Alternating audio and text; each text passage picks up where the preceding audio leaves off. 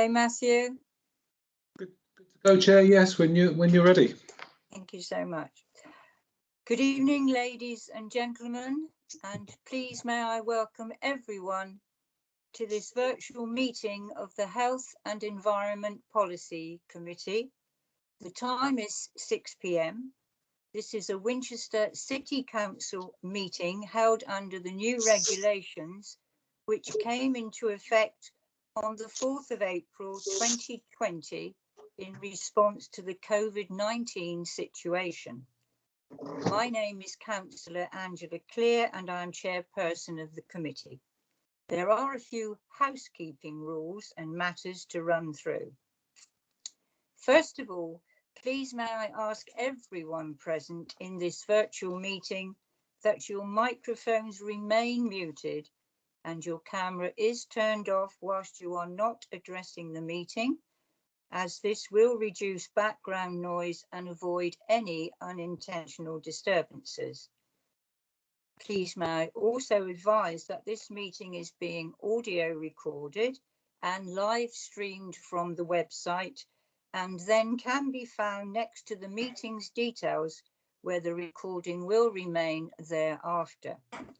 The MS Teams meeting will also now be recorded with the video uploaded to the Council's YouTube channel after the meeting. Members and officers, where appropriate for each item, please use the chat function of the meeting to indicate that you wish to speak or to raise a point of order or explanation, and I will invite you to then speak at the appropriate time. Each member will be invited to speak in turn. Therefore, I would encourage all members to keep your contributions as clear and concise as possible, please. And when speaking and referring to the agenda papers, please make sure that you reference the page or the paragraph number. Thank you. And please note the duration of this virtual meeting is normally 2 hours, and any business not conducted after this time will be deferred to an alternative date or the next meeting. Finally, if members do wish to leave the meeting at any point, could they please make themselves known to me through the chat function, and I will announce to the meeting that you are to leave. So please may I ask the Democratic Services Officer to undertake a roll call of members of the committee to confirm who is present this evening. Thank you, Matthew. Thank you, Chair. Good evening, members. Members, if I'll do a very quick roll call in alphabetical order. If you could just unmute your microphone and put your camera on and just confirm attendance, please. Councillor Atchwell. Yes, good evening, present. Thank you. Councillor Bell. Present. Councillor Clear. Yes, present, thank you. Councillor Hutchison. Present, yes, thank you. Councillor Laming. Yes, present. Good evening. Councillor McLean. Chair, I've not seen Councillor McLean join just yet, so I'll come back to him and we might have to make some inquiries. Yeah, thank you. Councillor Pearson. Good evening, all. Councillor Reid. Good evening. Councillor Scott. Good evening. And Councillor Williams. Good evening. Just go back to Councillor McLean. No, we'll make some inquiries with Councillor McLean, Chair. So that's all members of the committee present, apart from Councillor McLean. Thank you so much. So can I please now ask you if you would confirm the names of the officers present this evening, Matthew? Thank you. Thank you, Chair. We have with us this evening Richard Botham. For item 7, we've got Dave Ingram and Phil Tidridge. Item 8, we've got Steve Lincoln, Andy Hickman, Harriet Ricketts and Sue Robbins. And there's myself and David Blakemore from Democratic Services. And finally, Chair, just before I hand back, other members present, I can see we've been joined this evening by Councillor Weir, Councillor Porter and Councillor Murphy. Thank you, Chair. Lovely. Thank you very much and welcome everybody as always. So I will go into agenda item 1, please. May I have any apologies of absence? Thank you. No apologies, Chair. Thank you. Item 2, if there are any disclosures of interest to be made regarding the business to be transacted, please could you use the chat function now to indicate, and I will invite you to speak.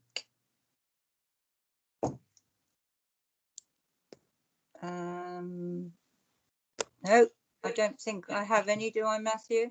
Nothing there, Chair. No, thank you. Thank you so much. Item 3, announcements by the chair. Well, I don't have any this evening, ladies and gentlemen, so I will go on to item 4. Minutes of the previous meeting, and the minutes are on pages 5 to 10 of the agenda pack. It's recommended that the minutes of the previous meeting held on the 8th of December 2020 be approved as a true and accurate record should no member object. Agreed.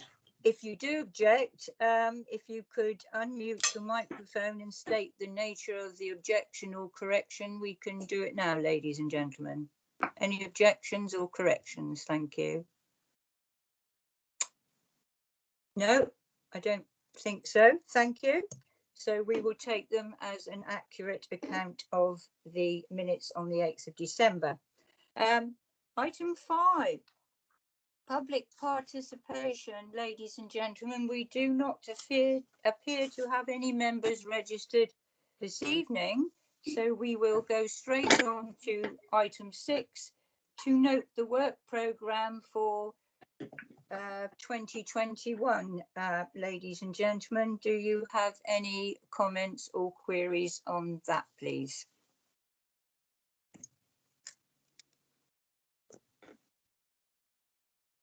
No? Okay, thank you so much. Sorry, Chair. Question from Councillor Scott there. Oh, thank you, Councillor Scott. Thank you.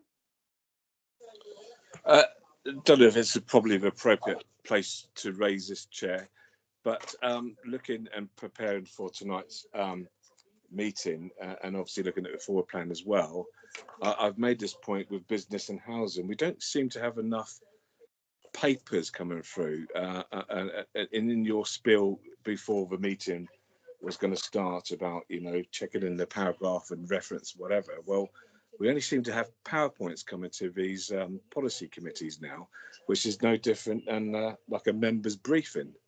This is meant to be sort of detailed committee policy stuff, which we're getting detailed stuff for. So maybe if I raise it here, maybe it's a note from you, Chair, to maybe raise this with officers as you prepare moving forward on these policy committees, please. Yep, absolutely, Councillor Scott. I've noted it, and I will have a word with officers when, you know, nearer the time or weeks before. Okay. I know Mr. Beaufort's coming in here, okay, because he's on, so perhaps he can show his wisdom as well. Yeah. Mr. Botham, your wisdom, please, sir. Could be short. Yeah, thank you, Chair, and Councillor Scott. Councillor Scott did raise this same point at the Business and Housing Policy Committee, and it is something that we've discussed as officers, that it is a balance. It's a difficult one for this committee in particular, with the subjects that you have covered. So we have a standing item for the climate emergency. We have a standing item for the movement strategy. And they can be quite complex and detailed updates. So turning those into committee papers can be quite complicated. So the presentations is quite a useful tool to use for updates such as those two items. I fully understand the point that Councillor Scott is making, though. We have for the last 2 cycles just seen presentations, and without getting into sort of draft strategies and draft policies, and these committees are intended as policy scrutiny effectively. So that is something we've taken back as an officer group. I am discussing with authors of future agenda items, and we will certainly be looking to bring more papers that are easier for members to scrutinise to future meetings. Yep. Thank you, Mr. Botham. That is really great explanation, and that's one I welcome and receive. Thank you, Madam Yeah, Chair. Councillor Scott, as always, I appreciate your comment, and we'll make sure that we will look into that, sir. Thank you. That's much appreciated, Madam Chair. Thank you. No, thank you for that. Lovely. Matthew, Chair, yeah? Councillor Pearson. Councillor Pearson? Thank you, Angela. Yes, in a similar line to what Councillor Scott raised, and that is we clearly within air quality we are concentrating on transport, which is a significant contributor to poor air quality, but there seems to be nothing regarding air quality problems from our housing stock. It would be interesting to see the progress, a paper or even a presentation on the progress of reducing emissions, carbon emissions, energy conservation from the housing stock. I know, as this is an environment policy paper, I think that would be very useful. Yep. Councillor Pearson, I'm writing it down as you speak, so I'll make sure that gets back to the officers. Thank you, sir. Thank you very much. Thank you. Any more, Matthew? Thank you. No more, Chair. No, thank you. Thank you so much. So I will move on to item 7, which is the air quality update. And members, may I remind you that if you wish to speak on this item, could you please make this known by using the chat function within this meeting? And I'll come to you in turn after the presentation. And please, once again, could you keep your points clear and succinct? And having said that, Mr. Ingram and Mr. Tidridge, I'm going to hand straight over to you. Thank you so much. Thank you, Councillor Clear. Good evening, members. Good evening, colleagues. I'll just wait for Matthew to bring up the presentation before I begin.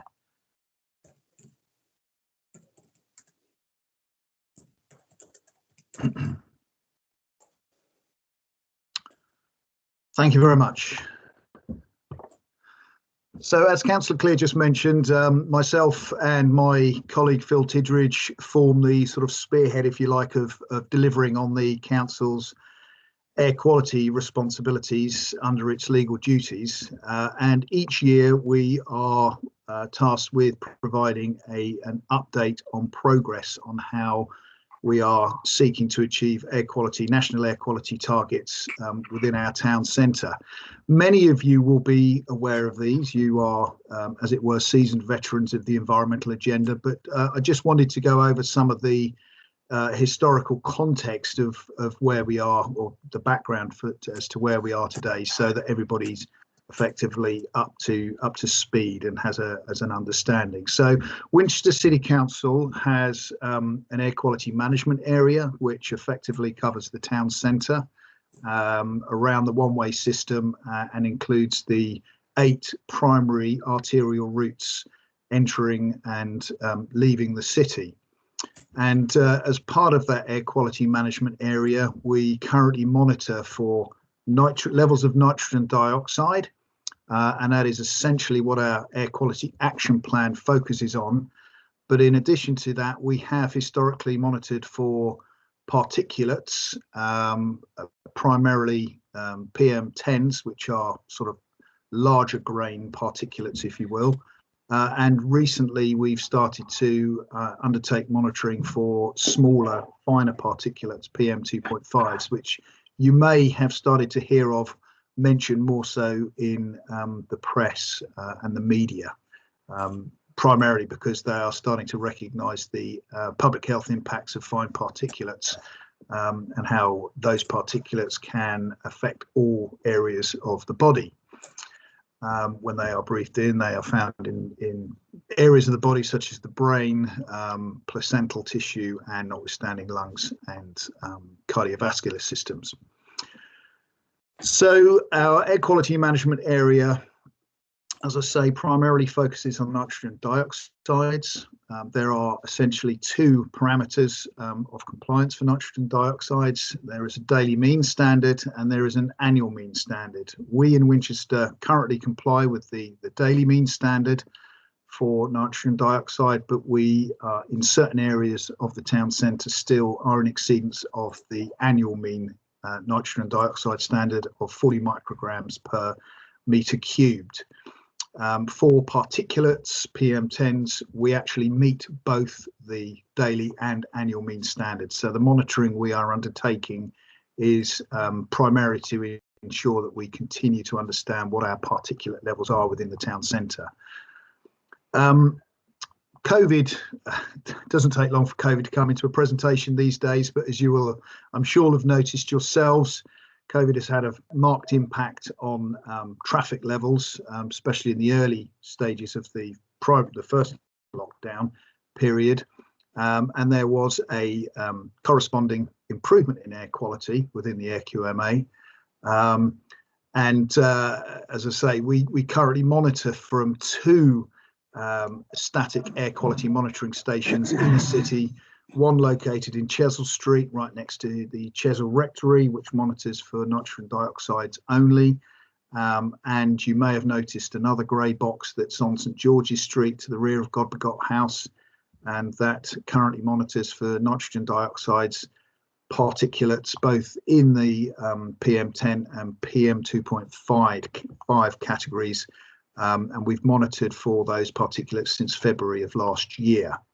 We also have an air quality, so AQMS analyzer located at Romsey Road near Arbour Court, which is on Clifton Hill, and that provides indicative monitoring of nitrogen dioxides and particulates, and that's been in place since December of 2018.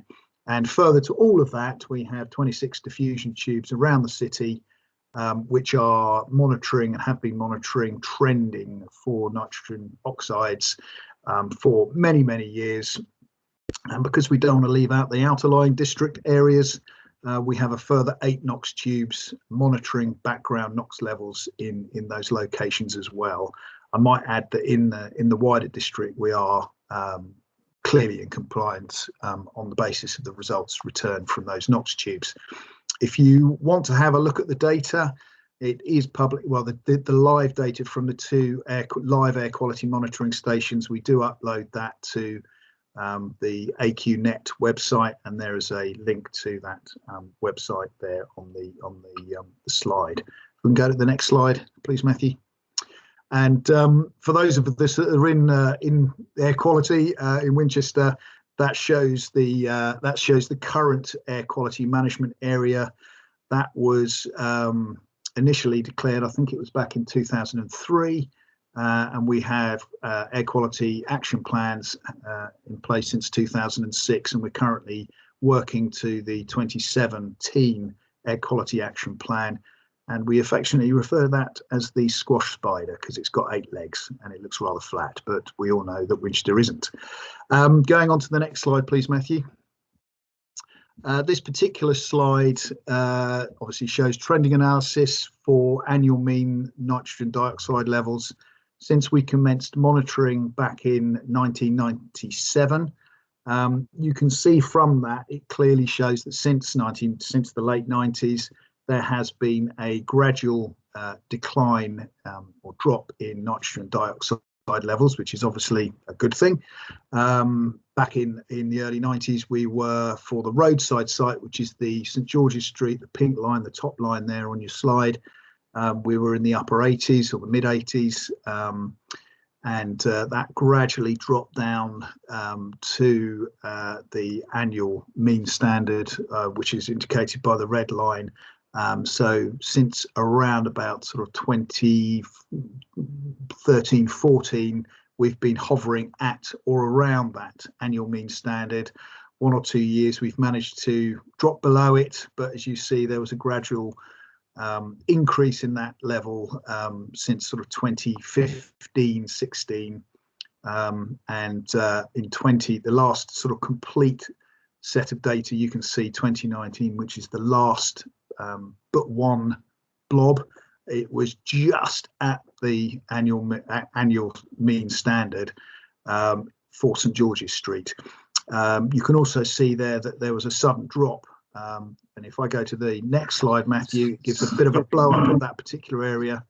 Sorry, Dave, can I just need to jump in there for a second. Yep. Chair, we're just having a few technical difficulties with the live stream. Can we just pause for 5 minutes so we can just get it back up and running, please? Yeah, okay, Matthew, thank you. We'll So- take sorry. 5. Yep, Sorry to break the flow, Dave. Sorry. That's all right. That's okay. thank you.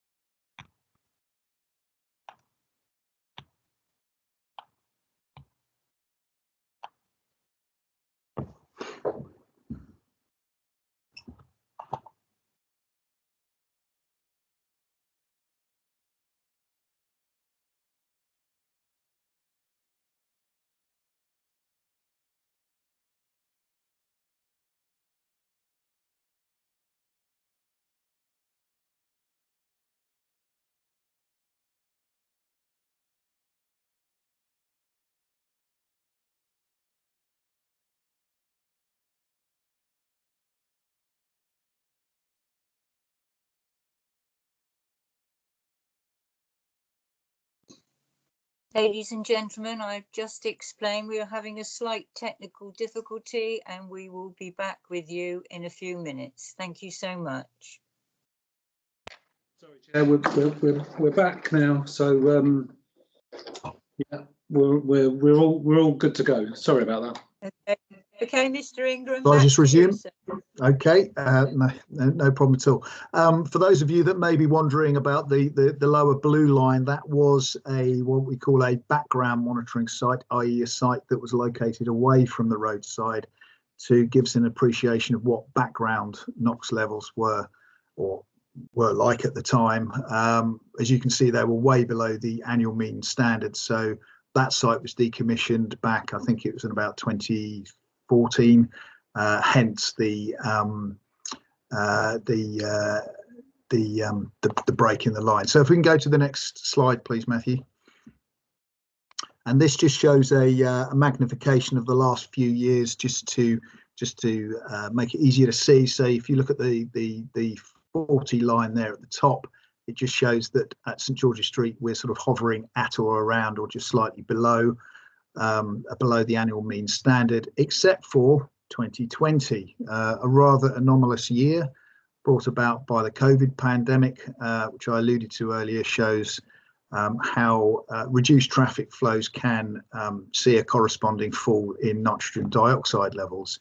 And when I prepared this slide, which was back in November, obviously for the previous HEP committee, we were only able to show up to November. We have subsequently managed to obtain the full data set for 2020, and actually it shows very little difference from this slide. Interestingly, the nitrogen dioxide levels at St George's Street were hovering at about 27 micrograms per meter cubed. So that just indicates how the annual mean can be affected so drastically by a corresponding drop in traffic levels. And the next slide will show this in more detail. Oh, sorry, no, the diffusion tube slides. I thought I'd put the trending analysis there up as well, just to show that again, you can see the 40 microgram standard. Romsey Road is an area that does remain particularly stubborn for us. It has been traditionally way above the 40 microgram per meter cube standard, and in 2020 it showed, as of November, that we were hovering just below that standard. So we're looking at around about 38, 39 micrograms per meter cubed. DEFRA is very much of the view that unless local authorities can demonstrate that a particular site has shown compliance within a 10% of the standard, i.e. 36 micrograms or less, it won't let you undeclare on that particular location. In other words, there's a level of tolerance that has to be achieved before you can confidently maintain that you're in compliance with the standard, and we haven't achieved that yet. On to the next slide, please, Matthew. Ooh, you can't see what's in the background. There's quite a lot of data which doesn't seem to be showing on the slide. Can you see the trace behind the two straight lines, ladies and gentlemen? Because I can't. Yes. You can see them. I can't, so I'm going to have to guess it. But essentially, this slide demonstrates again that causal trend of the COVID pandemic. Just on the left-hand side of the slide, you can see the trace for the daily traffic flows and the daily mean nitrogen dioxide levels starting quite high and then suddenly dropping quite dramatically. That corresponds with the first lockdown that was introduced by the government back in March, and that lockdown lasted until April time, and you can again see how those daily traffic flows and daily means for nitrogen dioxide have remained at a much lower than hitherto the pandemic level. And then obviously when that lockdown was lifted, there was a gradual upward trend, both again in traffic levels and a corresponding daily mean nitrogen dioxide level. And if we go to the next slide, it effectively shows a similar trend, which is the rolling 7-day mean or average for traffic flows and nitrogen dioxide, and again shows that at the start of the pandemic, when the lockdown was introduced, levels suddenly dropped, and then over a period of time they gradually increased again. This particular slide is quite interesting because there are, notwithstanding some spikes in nitrogen dioxide, and that I guess that kind of picks up on Councillor Pearson's point earlier that nitrogen dioxide isn't just a traffic source, it's also a source of pollutant from static sources such as boiler plant, residential boiler systems, commercial boiler plant, but there's also a fair climatic influence to nitrogen dioxide levels as well, and there is evidence to show that NO2 levels can be affected by industrial processes over large distances. So we believe that there was some influence during the summer and spring of last year where we enjoyed some quite hot weather. Nitrogen dioxide levels were affected by burning of coal in Eastern Europe. So that explains some of those anomalies. So if we can just go to the next slide, please. This is the final slide, which is really just to illustrate what we're doing going forward. The current iteration of the Air Quality Action Plan was, as I say, was adopted back in 2017. It was a 3/4-year plan to take us to the end of 2020-21 to achieve compliance with the legal standard of 40 microgram per meter cubed. We believe that we have achieved that in most of the areas within the AQMA, aside from Romsey Road and St George's Street.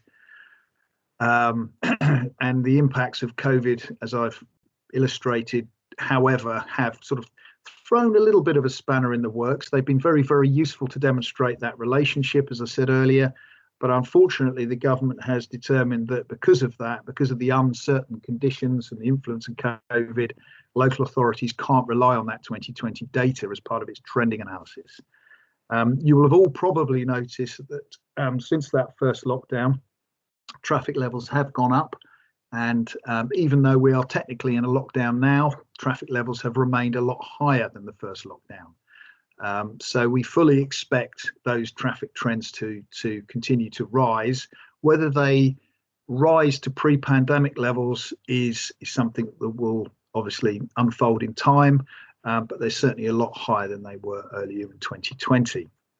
To get better and more reliable data for the Romsey Road site, we are moving one of our static air quality monitoring stations to the Arbour Court location next to Clifton Hill. And in fact, we are signing the lease agreement for that because unfortunately we couldn't find any public accessible land to locate it on. So we've had to locate that on private estate. So we're going to be signing the lease agreement for that this week. The FIDAS particulates monitor that is currently operating in St George's Street, rather expensive piece of equipment that we bought back in the latter half of 2019, and it came on stream, as I say, in February. That will continue to monitor detailed particulate data and will inform our position in terms of the government's future environment bill. Some of you will be aware that there is an environment bill which is just about ready to be passed by government. Our expectation is that it'll get passed later in 2021, and from which we expect supporting regulations to be passed by the autumn of 2022, setting down more stringent particulate standards that we and local authorities up and down the land will have to try and achieve compliance with.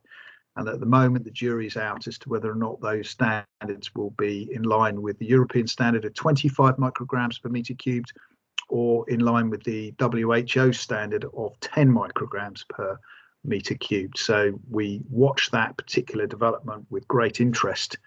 And that will obviously inform the air quality steering group. We have a cross-party steering group that sits every few months to consider where, or the direction that we are going in terms of our response to air quality in the town centre. And that particular group will be reviewing the air quality action plan, well, as of now, really, going forward. And we'll have to keep a close eye on how that environment bill will influence that process. So it may be that whilst we were hoping to reduce the size of the AQMA, the environment bill may necessitate that we keep it in place as is. And that really brings on to the next point on the slide.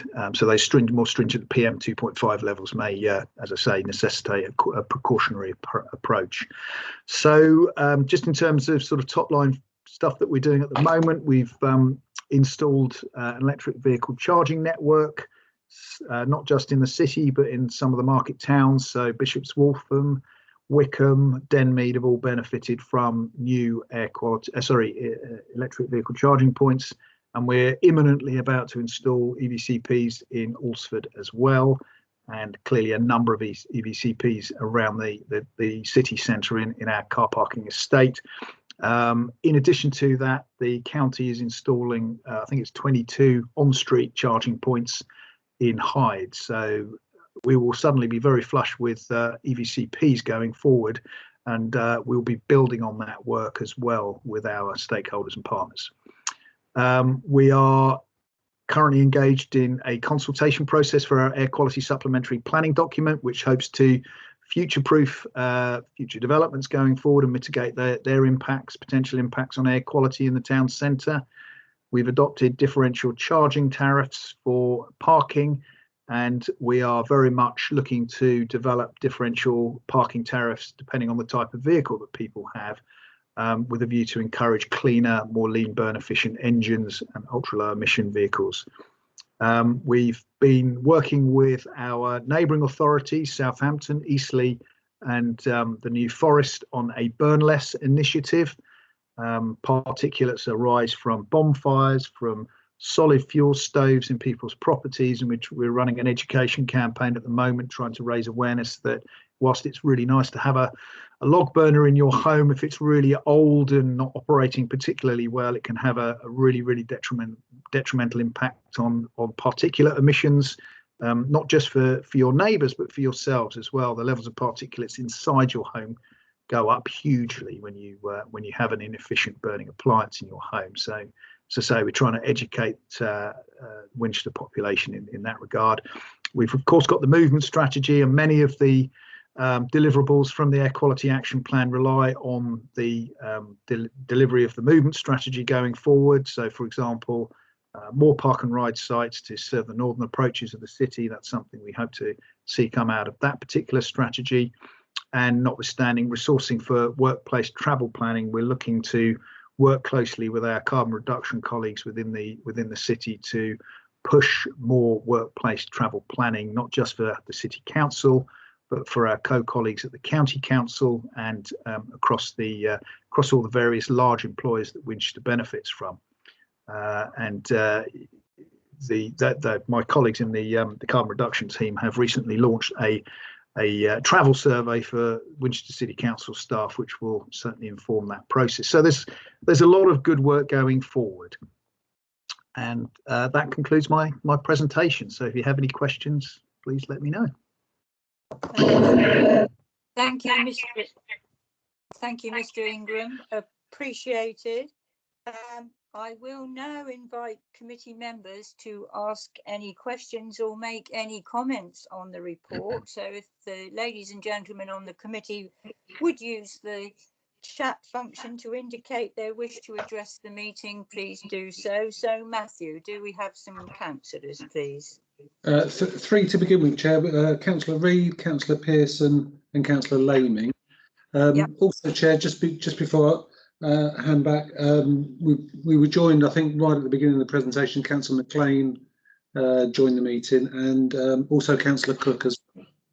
Thank you. Councillor McLean, nice to have you on the panel. Thank you, sir, and welcome Councillor Cook as well. So, thank you, Chair. Thank you. Councillor Reid, you have a question, sir. Thank you. I've a question plus, well, a couple of questions and an observation, if I may, Chair. With regards to the current readings, how should we note these? As you quite rightly said, these have been, shall we say, a bit of concern because of the pandemic, the reduction in traffic. Do we know the numbers of vehicles that are operating within these various camera and information details, where we pick up the details? Yeah, we certainly work closely with our Hampshire County highways colleagues. So we have a gentleman called James Moore who sits on our air quality steering group, and it's through him that we obtain the traffic data, because we don't capture that ourselves as a second tier authority. So it's their data upon which we obviously rely in terms of that trending analysis, in terms of that increase in traffic since the first lockdown. I mean, I don't have the actual figures to hand here and now, but if needs be, I can certainly get hold of them and share them with the panel. It would be good because of the fact we don't know how to treat this. Is there more traffic? Is there less traffic? The more traffic mean they've got better exhaust fumes, etc., or is there just less of traffic, full stop? So yeah, it would be interesting to know that element of it. But there has certainly been, in terms of a broad response to that question, there's certainly been less traffic than there was before the COVID pandemic. In terms of relative levels of how much less that is, I can't tell you here and now, but I as I say, I can find that out. That shouldn't be too difficult. Thank you, Chair. The second point or an observation I would like to make is the north walls. All the other areas of collecting data are in two-way traffic systems. The north walls is a one-way traffic system. So the fact that that's at the bottom, I do feel a little concerned about, and whether I'm not quite sure why the reading is so low on a one-way system. One of the, I mean, I'll ask Phil to come in on this sort of technical answer as well, if I may, Phil. But my understanding is that one of the reasons why it's lower along North Walls is because it's a one-way system going downhill, and therefore the engines of those vehicles are not under labour. They're cruising more than accelerating, if that makes sense. Phil, I don't know if you've got anything you'd like to add to that. Chair, not a lot really. I can't give you an explanation for every single value exactly why it is, but I'd agree there are some issues relating to that site, distance from the road, and slightly less stop-go motoring at some times. And also the downhill is probably quite relevant. I couldn't give you an absolute; those are speculations. But yeah, so I note that it is one of the lower results. It is what it is. I couldn't give you an absolute, but I would speculate that those are all factors. Yes. Thank you, Chair. Finally, my last one was regard to the electrical charging points. Do we know the usage rate on these individually, please? Yeah, so the each electric vehicle charging point will be as part of our arrangement with the provider. They will be providing monthly usage reports for us. In fact, I received a report for those that had been installed just before Christmas for January. So that information is available to us. Yes, I'm not going to pretend that they've been, as it were, ripped off their stands. They haven't, but some of the sites, quite interesting. Some of the sites have definitely seen much higher usage than others, and it'll be interesting to work out if that's just purely because of their location and therefore the public like to access and use them, or whether or not that's from repeated users, a small number of repeated users for whom they're just particularly convenient. Maybe it would be interesting, Chairman, for us to note that at further meetings. Yes, please. And I would be thank you, Dave. interested in that. Okay. Yeah. Thank you, David, for your presentation. Yeah. Thank Thank you, Councillor Reid. And I would also say I'd like that information, if possible, Mr. Ingram, to see how Wycomb's being used, if I'm honest with you. So thank you. Okay, no problem. Councillor Pearson, thank you. Thank you, Angela. David, I don't know if you're the right person to direct this question to, or perhaps Councillor Murphy. I believe she is on in the meeting. We have on page 9, the last screen you showed us, a list of the now and in the future things which are valuable. But so far, we've been monitoring these figures as, well, the information given us tonight, 1997, to a greater or lesser extent. We've moved one of the cabinets. Yes, I accept that. But is there anything other than COVID we can point at in what we've done as regarding actions, or even what a county has done regarding actions, that we can say, yes, that had an actual impact on the situation in Winchester? Because I don't see any difference in the overall conclusion about these figures since I started to look at the figures back in 2006, which you referred to when the first action plan was made. Now, this is not targeting the present regime; it's targeting all of us. Every policy thing. But I don't see any difference in how close or otherwise. Yes, there are trend lines there which we've now introduced, and they're very valuable. But is there any actions that we can actually say, yes, we introduced that, yes, this is the impact? What about that? Do you feel up to answering that one, David, or perhaps Councillor Murphy, if she's here present? David, how about it? Or I know Councillor Murphy is here, yes. I'm not sure whether David's frozen or not, actually. I think he's disappeared after your question. I think he's frozen. I think he's frozen, Chair. So yeah, Okay. might need to come back.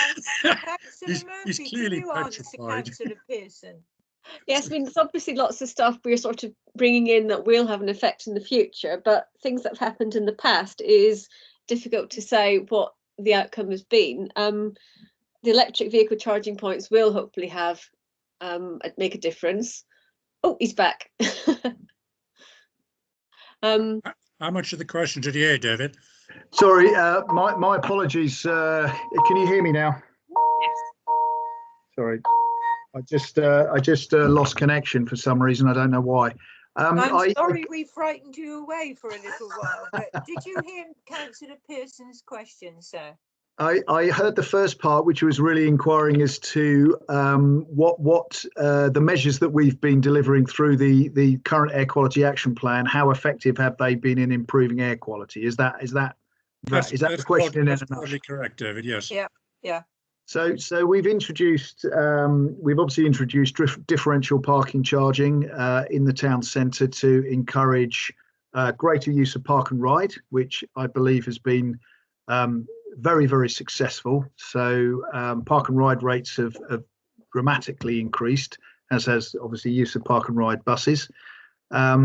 We are, I mean, it's very difficult to really apportion each and every core measure that we have in the Air Quality Action Plan to, reflect an empirical reduction in levels of nitrogen dioxide. So a lot of the measures that were identified in the Air Quality Action Plan were identified to try and achieve the greatest impact to nitrogen dioxide reduction. But that was done very much on the basis of a source apportionment study. Essentially, what we need to do, the next stage is, as part of going forward, is to refresh our Air Quality Action Plan and identify a new apportionment study to see how that has actually improved over the last 4 years, and those measures that have been implemented and how they've had physically improved on those NOx levels. Does that?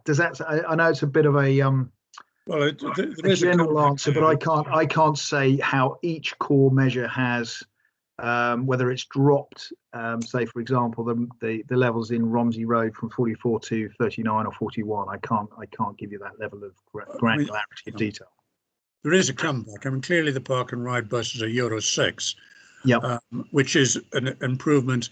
We've got a general trend within the public of switching from diesel, some into electric, many into petrol, but not always with better emissions as far as carbon dioxide is concerned, NOx perhaps, and again benzene and sulfur dioxide hasn't changed much with that switch.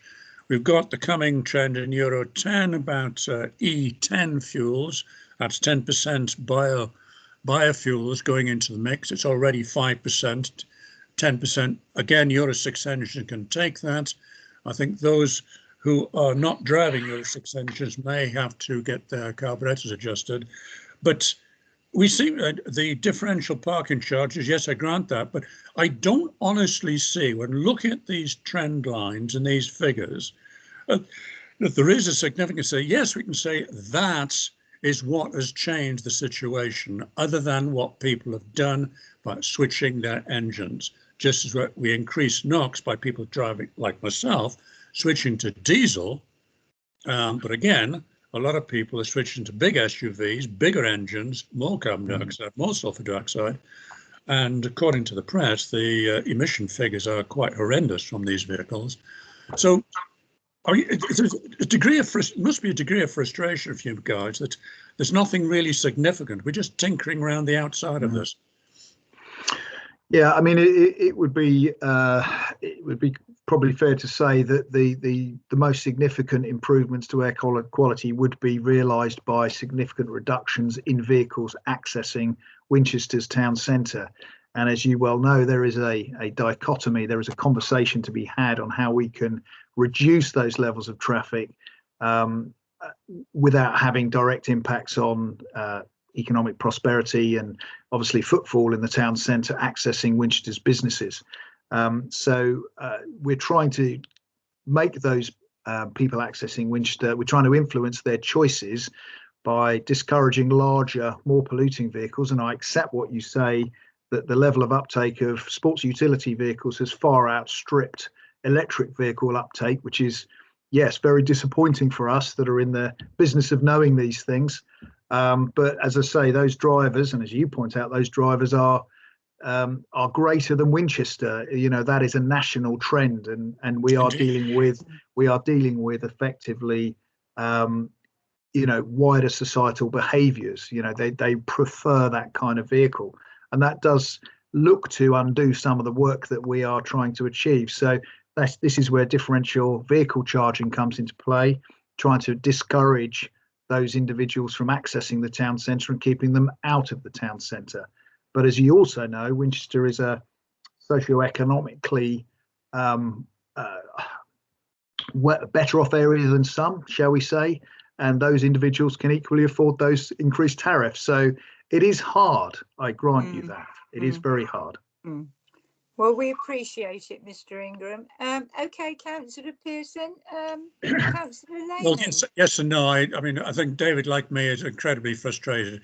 I've been working at this since 2006, and while the trends are slightly downwards. There's no real thing we can identify, which is incredibly frustrating, politically and scientifically, and as far as the environment protection team is concerned.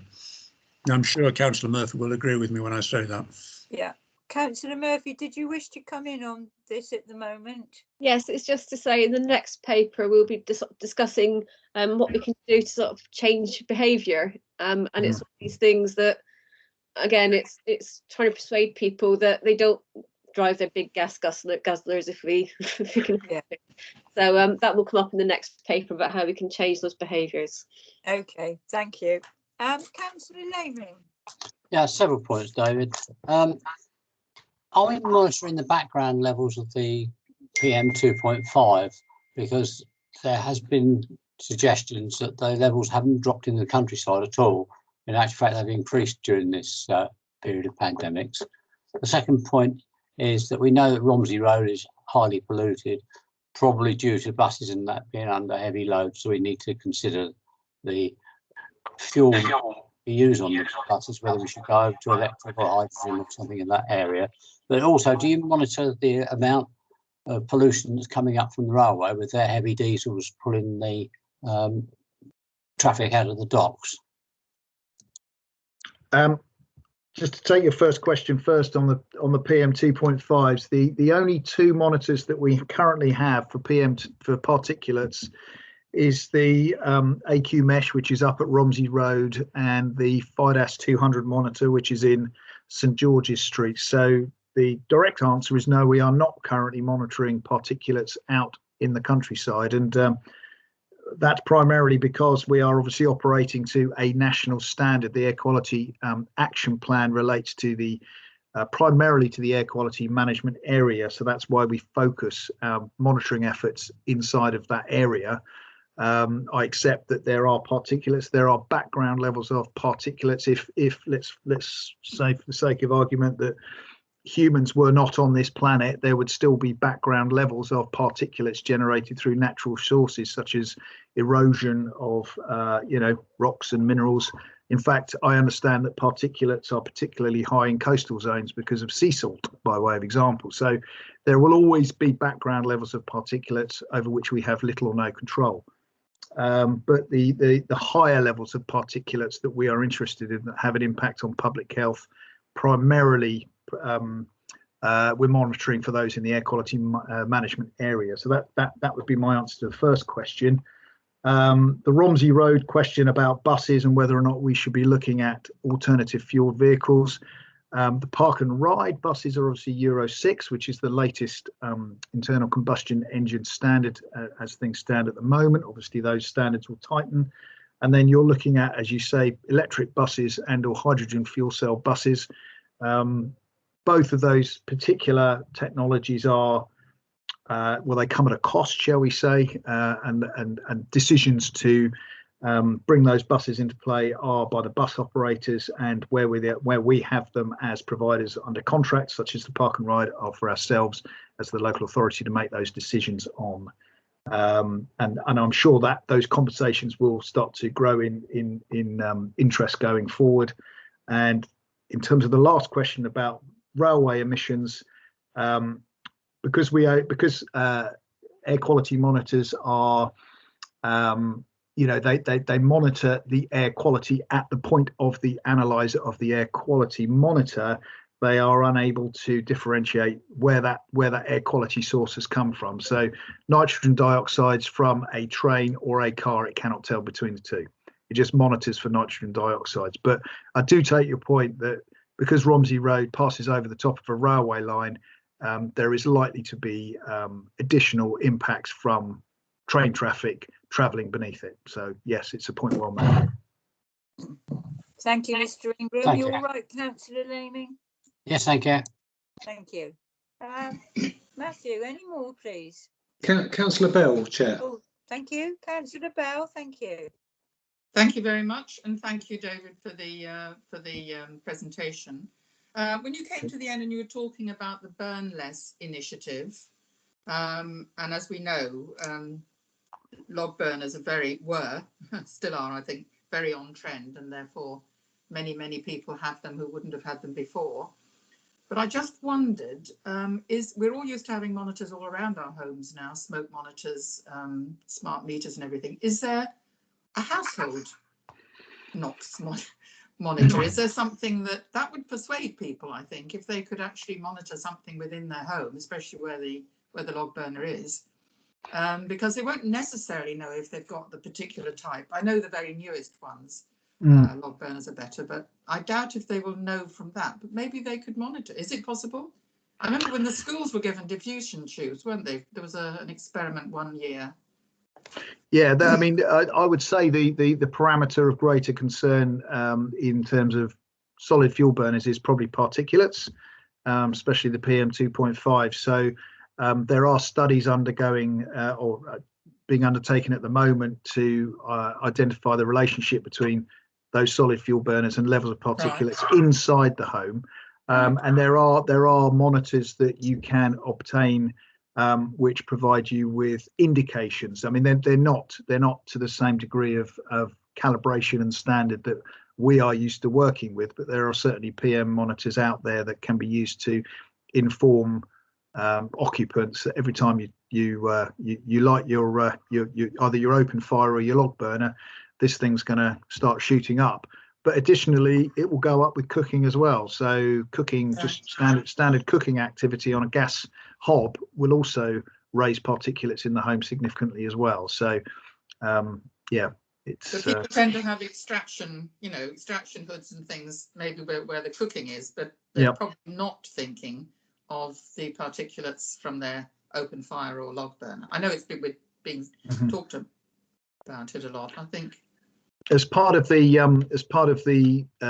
burn strategy that we've got going on with those three other local authorities, Southampton have submitted a grant application to DEFRA for an additional study running subsequent to the closure of this particular grant period. So the grant runs for 2 years, and then they put in an application to undertake some studies into that precise issue and in terms of internal particulate levels. So thank you. That'll be interesting. Thank you. Thank you, Councillor Bell. Matthew, any more, sir? No more that I can see, Chair, no. Mr. Ingram, could I just ask that in your now and in the future actions, the workplace travel plan, is that, if I may, identify the delivery, if you like, of sustainable transport initiatives, such as walking, cycling, public transport? Because I would think the benefits of a travel plan would lessen traffic generation and detrimental to impact reducing carbon emissions, etc. Absolutely. Am I right or am I wrong? Yes, no, absolutely. I mean, sustainable travel options and healthy travel options are at the core of transport planning. I mean, take Winchester, it's uniquely placed actually because it has obviously Winchester City Council, Hampshire County Council, the hospital, the prison. It's got a number of quite large public sector employers within its confines, if you like. And there is a tidal flow of traffic into and then out of the city each day to serve those employers. And if we can identify where most of those people are coming from, and I have my suspicion that most are coming from the south, going up the M3 from Southampton and Fareham and those larger conurbations, then if we can encourage better sustainable transport options for those individuals to access the town, that's got to be a good thing. Lisa, thank you so much. If I have no more questions, I'll just ask Councillor Murphy if she wanted to speak at all on this before we go into debate, if any. Yes, thank you, Chair. It's just to say really that even though 2020 was a bad year in lots of ways, for air quality, it was actually quite a good year, and that air quality had significant improvements all over the city, particularly in nitrogen dioxide. And I think we all appreciated that, particularly in the first lockdown when we were all walking and cycling and could really tell that there was that reduction in that improvement in air quality.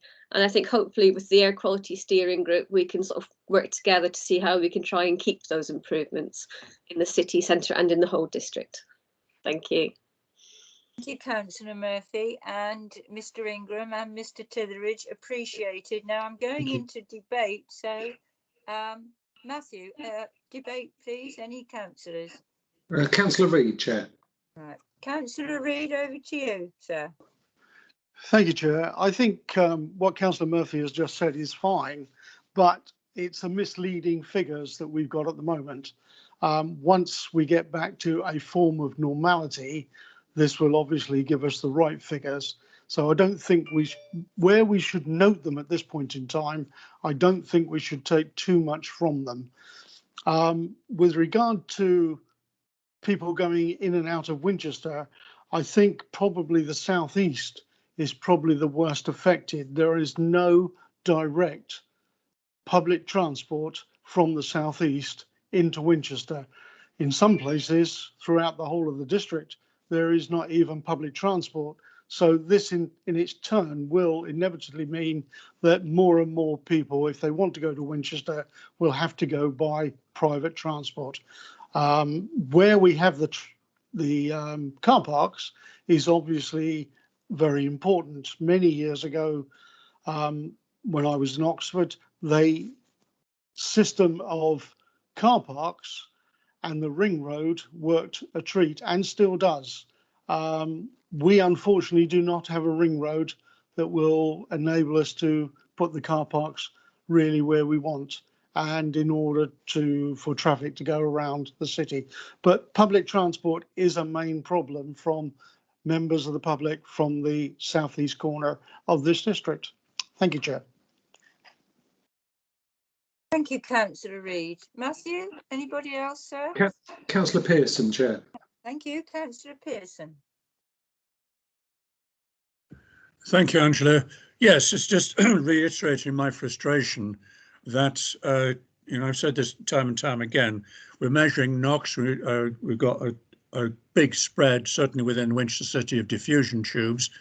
We only have 2 sites for measuring 2.5s and PM10s. But as David quite rightly points out, and I think Phil did as well, the issue is complicated by weather situations. For example, I have an application which gives me daily figures, which are, I know Phil huffs at them, but the point is there is variability there. It's interesting to note that the proportion of 2.5s within the mix and PM10s increased whenever we had an east or a southeast wind, i.e. wind coming from the continent in high pressure conditions. Today is a particularly bad day for people who've got chest complaints. It's not dangerous, but it is simply bad. It's gone up 3 points on the scale. And clearly, we're in danger all the time of confusing between the NOx measurements, which we are taking, and carbon dioxide that we're not measuring. So when you start talking about climate change and carbon dioxide, you cannot draw any conclusions from the figures we are monitoring. It's just not possible because we're not measuring those figures. Enough said. Thank you, Councillor Pearson. Matthew, any more for debate, please? Chair, I think that's it. Councillor Hutchison has left a comment, but I think that's for the second paper. For later. Okay, thank you so much. I would just like to say a big thank you to obviously Mr. Ingram and Mr. Titheridge for sitting there going through it all for us, and I thank the committee for their comments and their observations and their questions. And I would just like to say that I hope our comments from the committee members will be taken away, be noted and acted upon, I hope. But it just leaves me to say thank you so much for attending this evening. It's very much appreciated. Thank you. And I am now moving on to agenda item 8, Carbon Neutrality Action Plan. And I believe we have Mr. Lincoln, Mr. Hickman, Harriet Ricketts and Susan Robbins. So who's kicking off on this? Mr. Lincoln, are you starting for us, sir?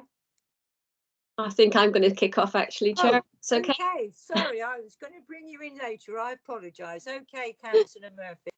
Thank you very much. You're all now about to hear a presentation giving an update on where we are with the Climate Emergency Programme of Works. We're currently putting together the annual report, which you will get soon. It will show that the Council's made very good progress in reducing our own carbon footprint, but we're aware that there's still a significant amount of work to do on transport in particular. We're also aware that for our district target, we need to start thinking about how best to start influencing behavioural changes in our residents. We would therefore like a steer from you this evening about what you think our priorities should be on transport in the year ahead, part of which we covered in the previous presentation, and which behaviours you think our residents will be most willing to change to help meet our carbon reduction targets going on. But I'll now pass you over to Mr. Lincoln, who has got more details. Over to you, Mr. Lincoln. Thank you. Thank you, Chair. Thank you, Councillor Murphy. So yeah, it's interesting. There's been some comments already about the level of sort of synergy between my presentation and the one that Dave gave earlier, and we do cover a lot of very similar issues, and and clearly the two bits of work overlap and fit together very neatly. Thank you, Matthew. If we could just go on to the next slide.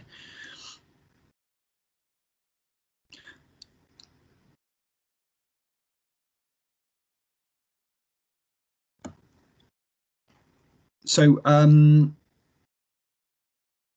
thank you. Councillor Murphy's mentioned already, in particular, the things that we're keen for to get your thoughts on, and to really help us sort of shape the direction of travel for us in the coming year with this piece of work. Thank you, Matthew. If you could go on to the next one. So Councillor Murphy's mentioned already, we're sort of we've passed the 1 year mark in terms of the carbon neutrality action plan having been approved, and there will be an annual report coming forward in the next month or so that really focuses on many of the successes that have been achieved. We come back fairly frequently to this committee and have talked to you quite a lot in the past about some of our work around energy and property. So what we wanted to do today was really just focus on the couple of areas where we've identified maybe progress being a little slower, where progress in particular towards our more challenging 2030 target is going to be essential.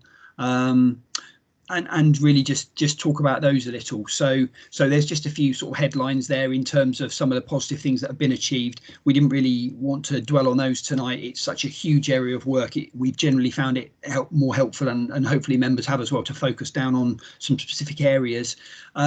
But as I've mentioned, in particular, transport and behaviour change are two things where we've identified a need to make a bit more progress, and where we're lacking a little bit in terms of our capacity within the organisation to really drive that work forward. So that's what I was going to focus on tonight. Thank you, Matthew.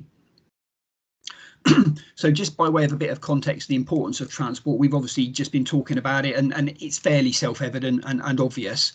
But when we look at our council carbon footprint, and look at some of the sort of forecasting work we've done in terms of the work we have planned, the interventions we're already making, and where we think we might be by 2024, you can see that actually our work on energy and on housing and property is we hope going to bear fruit. And actually those figures, by the time we get to 2024, we will be down in very low figures in terms of our carbon emissions from those areas. But actually, as things stand right now, our sort of impact on our transport emissions is really minimal. We are constrained to some degree there in terms of the fact that our two largest issues relate to the park and ride fleet and to the refuse fleet, both of which we're into contracts which take us beyond 2024. But what's really clear, and we'll come on to that in a moment, is that what we need to do is do some work to get us into a good place so that we're well prepared for the end of those contracts. We know what direction we want to take, and we've done all the necessary investigations and feasibilities and tests and trials, and we have a good idea as to what way we should be going. Thank you, Matthew.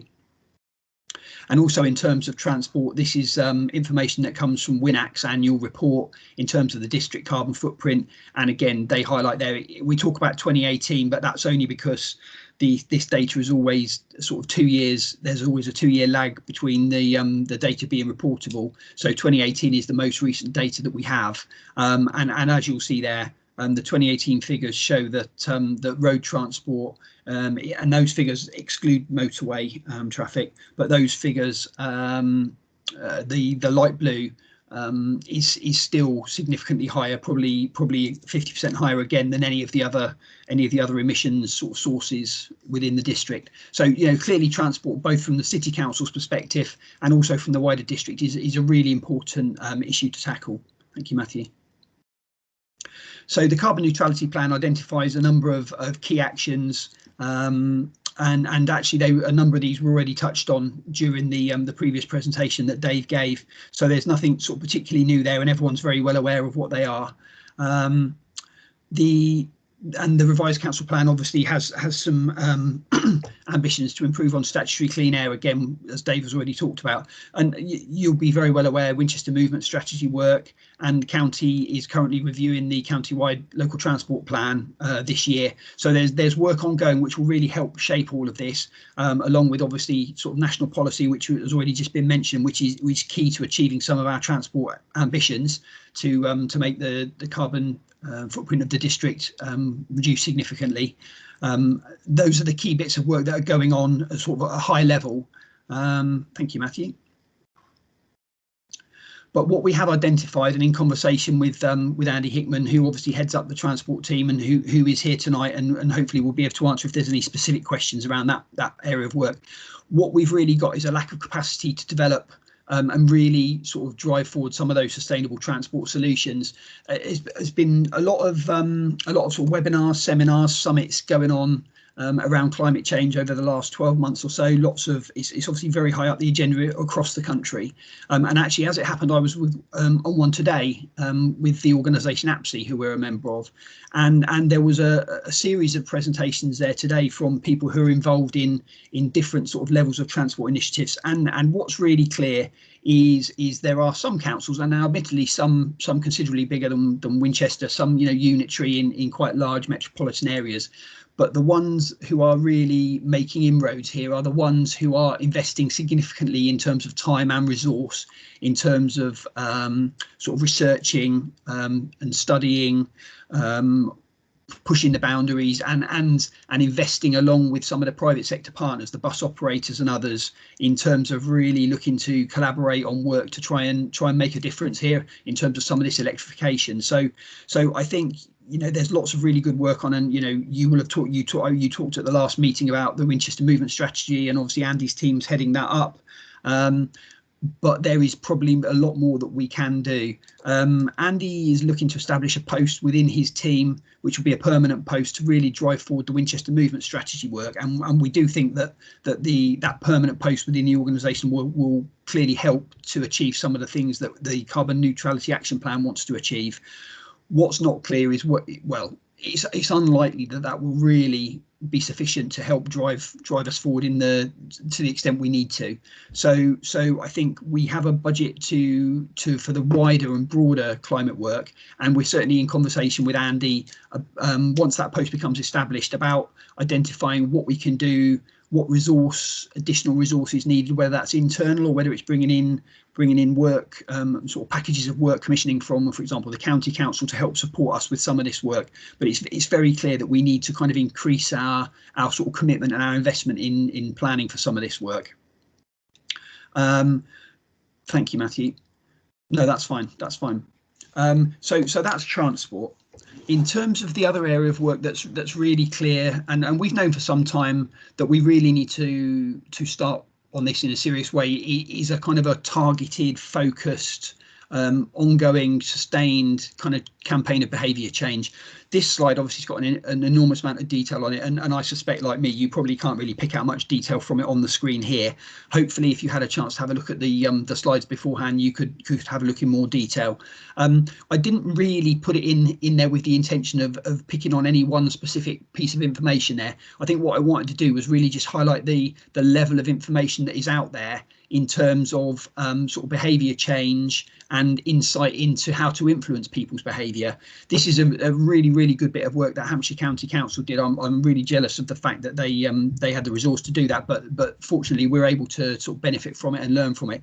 This is just one one sort of page from about 120-page report that they prepared, which really gets into a great amount of detail about some of the sort of climate change behaviours and barriers, obstacles, and sort of ingrained views and opinions that exist out there, and kind of cross-match those with, if you like, some of the carbon benefits that come from some of those actions and interventions. So there's an enormous wealth of information out there, and I think this is stuff which is really going to help us to target and shape the campaign that we want to undertake, sort of starting in the coming months, to really try and help shape the behaviour of people and drive a change over the sort of years to come. Thank you, Matthew. Just sort of extracting a couple of bits out of the that previous slide, and just to try and sort of give a little bit of context and what for example some of them show, and we've tried to map it here a little bit, where the red lines are the ones which have the greatest carbon benefit, orange less so, and green the smaller benefit. But these are mapped in a grid which shows the sort of high impact and high influence in the top right corner. So those are the things which are the easiest, if you like, for us to achieve. But as you will see, the things that are easiest for us to achieve have the lowest carbon impact. So there are some things there around using public transport or active travel, which is relatively easily achieved, but the impact is less. And conversely, the sort of things which have the greatest impact are installing renewable energy, or sort of moving to using electric vehicles. They're the ones in red, but you can see that they're right away on the left-hand side of that grid. So, you know, there's no great surprise here that the things which give us the greatest benefit are the toughest to do. But one of the things it does highlight, actually, you know, is when you look at change to a green energy tariff, that is on the right-hand side. So actually, it's one of the things which is a relatively easy thing to achieve. People's behaviours can quite easily be switched and convinced in that regard, so that, you know, by looking and looking at the relative merits of some of these actions, we can clearly identify, if you like, where some of the low-hanging fruit might be, some of the things which we can achieve without so much difficulty. So it's a really comprehensive report, lots of really useful information for us, and something which we'll be able to make great use of to really target and focus our efforts, I think. Thank you, Matthew. Next slide. And again, the next three slides, again, which I won't dwell on any of them in specific detail, but what they do is again show a sort of just a slightly different perspective on some of that similar information, which is really looking at a series of interventions and how the respondents to that county survey feel in terms of the things that they're already doing or very much able to do, the things that they're willing to change, and the things they feel that they either won't or can't do. So again, it just, you can see here, and like I say, I won't go through them in detail. We can flick on through the next couple, Matthew, thank you. But it just shows the sort of information that's out there. And again, this is all stuff which will really help us to target and focus our efforts. Next slide, thank you. So again, similar to the transport work, we've identified there's a kind of lack of capacity really within the team, and probably within our sort of communications team, who we need to work closely with on this stuff to really drive a sustained and very proactive campaign of behaviour change. We do put things out. We are good at talking about the things that we're actually achieving. So, you know, the projects that I've already mentioned, some of the things that we're achieving through our carbon work. But actually, this is about a much bigger, much more targeted piece of work about regularly sort of influencing what people do and how they do it. And so what we've done is the communications team are in the process of recruiting a campaigns officer who will work on a number of key campaigns, one of which will be this climate programme. So we will get a significant amount of dedicated time for them to do some of those things that we talk about there. And this involves promoting what the council is doing, what the council's trying to do, our sort of trying to set an example, be a leader, and sort of through our actions encourage people to follow with a similar lead, but also working with some of our key partners. You know, there are organisations who we're working closely with, be it the university, the county council. I was in a meeting recently at Worthy Down where, you know, they've got a really large estate there and they're really interested in some of the things that they can do with their land and with their garrison to try and do their bit. And so all of this is a really big part of this whole piece of work in terms of, I kind of like the phrase creating a sort of sense of movement. I think there is a lot happening, and what we need to do is to try and create that feeling, that understanding of there is this sense of movement in the district, and actually it's something that we want everyone to be a part of in some way. So these are all the sort of things that I think we really hope that through the work of this officer in the communications team, we can start making real inroads in the coming year. Thank you, Matty. Next slide.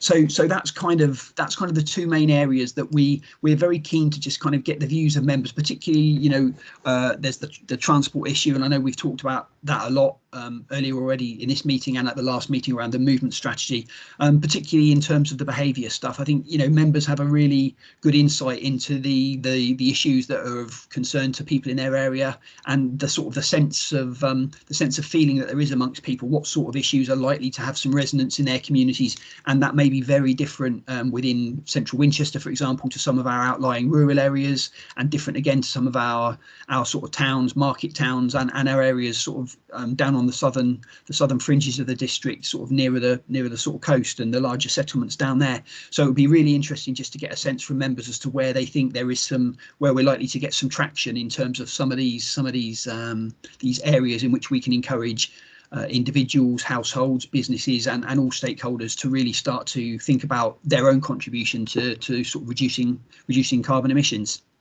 I think that's all I need to say. Thank you, Chair. Okay, lovely, sir. Appreciated as always.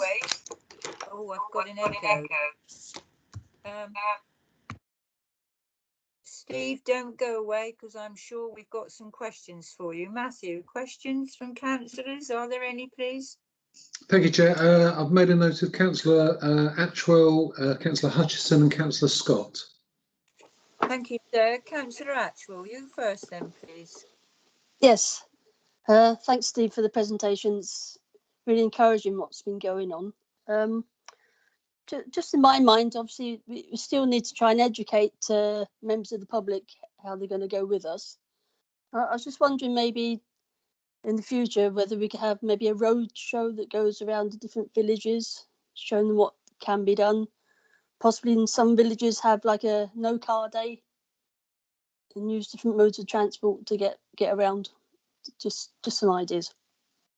Thanks. Yeah, thank you, Councillor Atchwell. I think there's a huge range of things that we could do. Hence my sort of comment around the lack of capacity, because I think we could fill the working day of a number of people in really trying to tackle this kind of behaviour change stuff. Definitely, I think we want to try and reach out and sort of get into communities with this. One of the things I think we're looking to do is work closely with our communities to identify those local action groups who are already, I know in some communities there are already groups doing some of this kind of stuff. Back in the day there were sort of transition town groups, and I don't know whether any of those still exist, or they may have taken different shape and form. We're aware of a small number of groups, but I'd like to think there are probably more out there. There are certainly individuals out there who are passionate about this sort of stuff, and you know, one of the things that I've learned in my time working in local government is if those sort of messages come from local people, then other local people are more inclined to listen to them.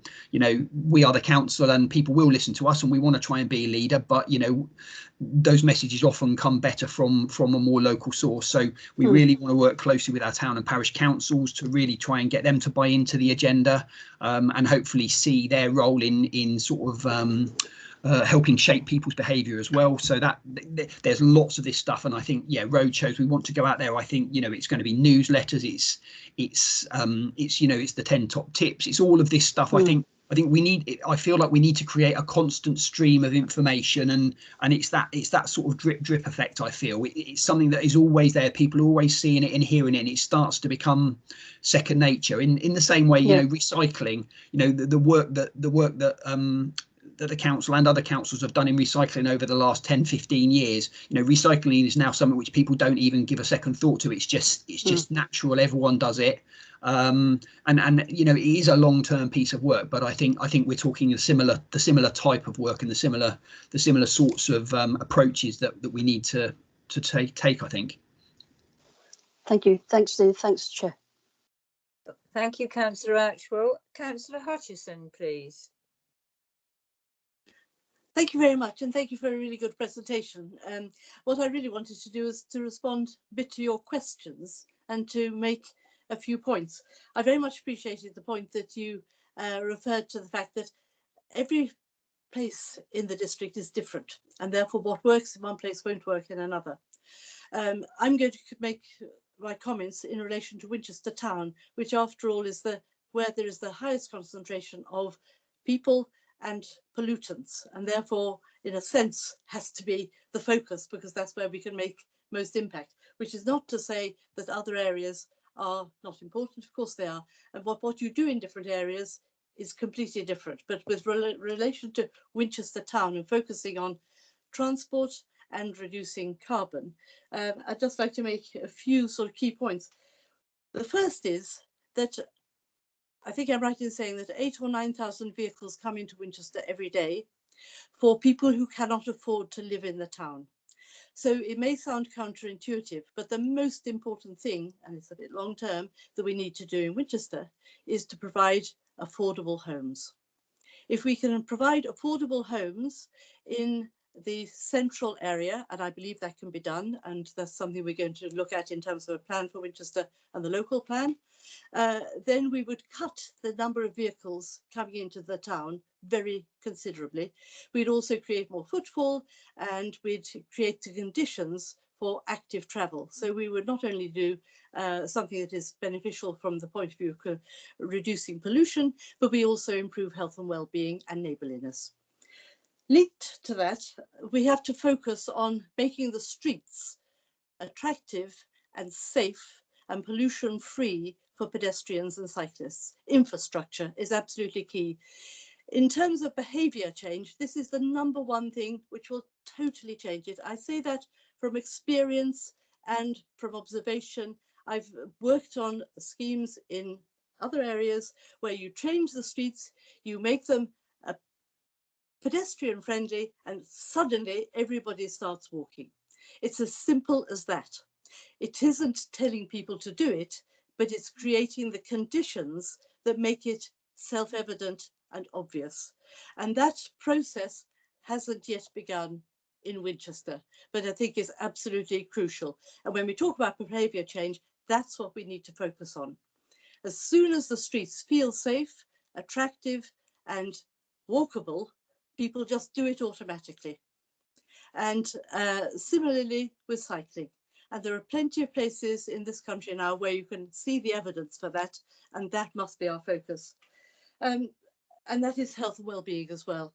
So linked to that, it's making the streets attractive, focusing on low traffic neighbourhoods, school streets. There's a vast number of measures that a lot of groups in Winchester have been working on, have been campaigning on, and can help you enormously to move that forward.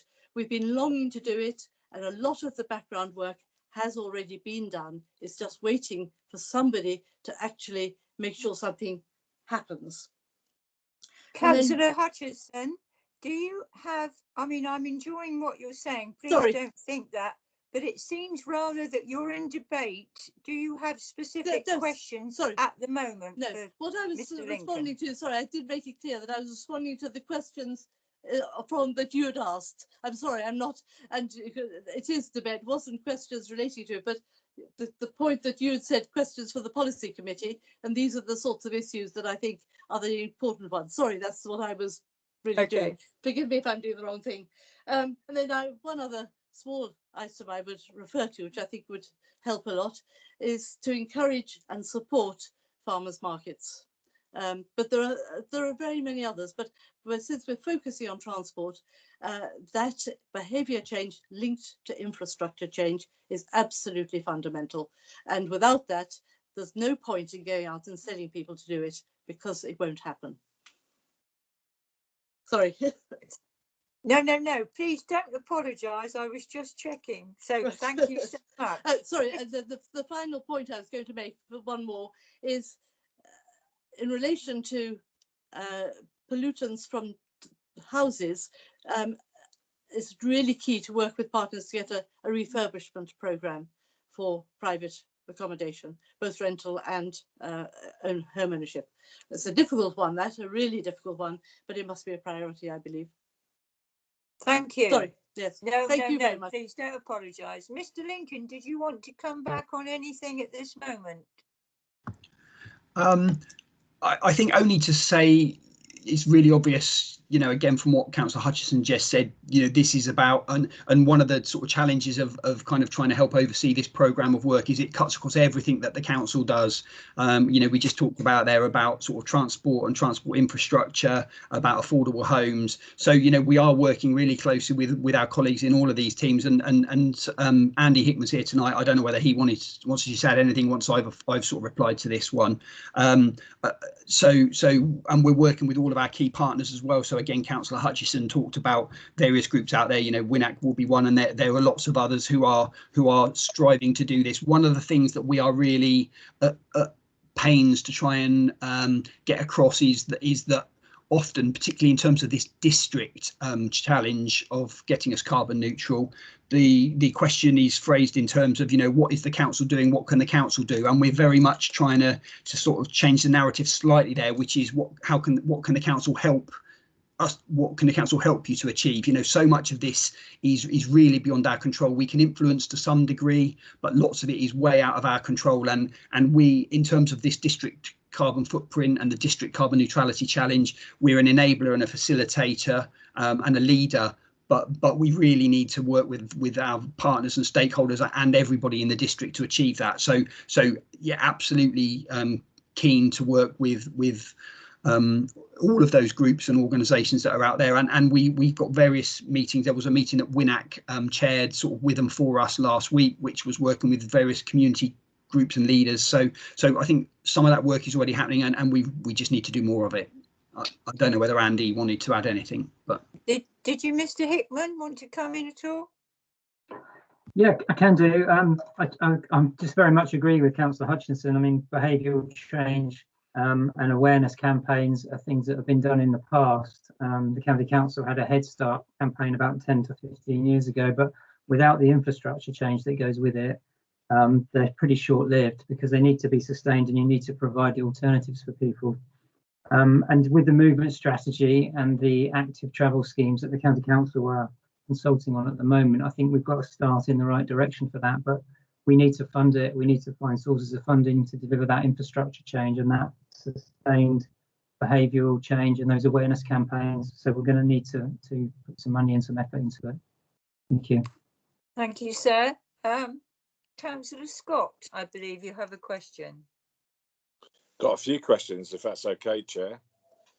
Starting point about the slide from WINAC, transport figures coming from, etc., which was quoted for in the presentation. Where do they base their figures from? Do they base themselves that they've been on the streets, surveying the streets themselves, or do they get that from County Council? That's the first question, first of all, because it's great having a slide, but there's no real sort of detail coming with that slide. Secondly, probably Andy Hickman's just related to, the mover strategy really is led by the County Council, and obviously money for infrastructure, because how much is expected from the City Council to pay into infrastructure of the behaviour changes that's needed to make the movement strategy work, or is it going to be mainly costed by the County Council? So are we spinning a yarn here by discussing it in a City Council committee rather than actually deferring this matter to County Council? And I'd like to explore, because you've mentioned, I think, 2 new posts, if I heard right. You mentioned Andy Hickman's new post to work alongside him, and you've mentioned a campaign officer new post. In regards to, actually, as councillors will know from the last budget meeting for council last week, we're losing officers, we're losing planning officers, we're losing private sector housing officer, I learnt this week, and we've lost a sports officer, I've learnt this week. So I'd like to know a bit more about the thinking about, are you saying there's 2 new positions when we've actually got officers who already have lost their jobs? Explore that. And the last point, Chair, if I may question, is how many times I've heard about, oh, we're going to consult members, when it suits, how often do you consult members on community matters, which will help officers along the way? Should that be not a regular thing that we should be doing between members and officers anyway, rather than actually when suddenly, we've been sort of costed to actually get this done by the administration cabinet?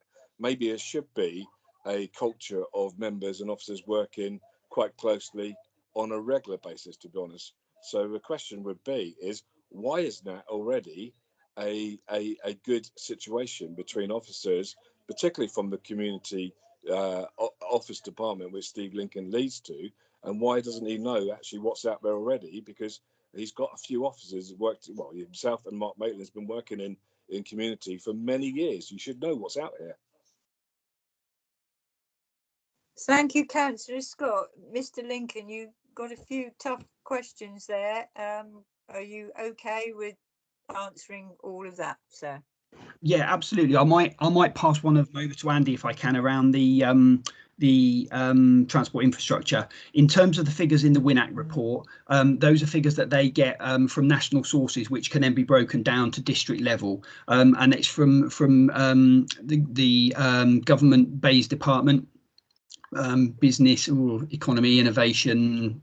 I forget exactly what the what it stands for, but that's where WINAC get all their data from, and that's in the report. That's a report that's in public. If some members haven't seen that, I can certainly make sure that that's made available to members afterwards. So WINAC produce one of those reports on an annual basis. They're always, the information is, unfortunately, there's a 2-year lag with the data, as I sort of mentioned in my presentation, because that's just as quick as the information comes together and is made publicly available. But that's where WINAC gets that information from, rather than, you know, they don't sort of go out doing any sort of on the ground activity. And maybe I just interject here, Madam Chair, that's the danger of not having details to councillors, because there's a slide and it's referenced, but actually we need more details to back up that slide, to be honest. So as we move forward, that's why Mr. Botham came on earlier, we need papers coming to these committees so we can scrutinise and hold if WINAC is actually doing what we're paying them to do. We need to then be all over that to see if we're actually getting value for money. A slide on the presentation, I don't think is enough detail for us. Okay. So that was that one. I'll skip over the transport infrastructure one and maybe pass that one on to Andy. In terms of the 2 new posts, those were both included in the sort of budget proposals that went forward and have been approved by Cabinet recently. And am I right? Yes, and council. Sorry, I've been to council, haven't they? So that was factored into that. Andy may be able to say a little bit more about his post. I believe that's a post which has been on the establishment as a sort of a temporary or short-term post for a while, and that's been made permanent to really drive forward some of that important work around the movement strategy. The communications post is a new one. It's one which is being part funded by the climate change budget, which we've had made available to us to clearly take forward this piece of work. So we've identified through the sort of internal discussions with the Carbon Board, you know, the importance of this whole piece of work, this kind of education, awareness raising and behaviour change campaign, and therefore it was felt that it was an important and a valuable way to utilise some of that budget that's there, and that's why that post was created. So that's the 2 posts.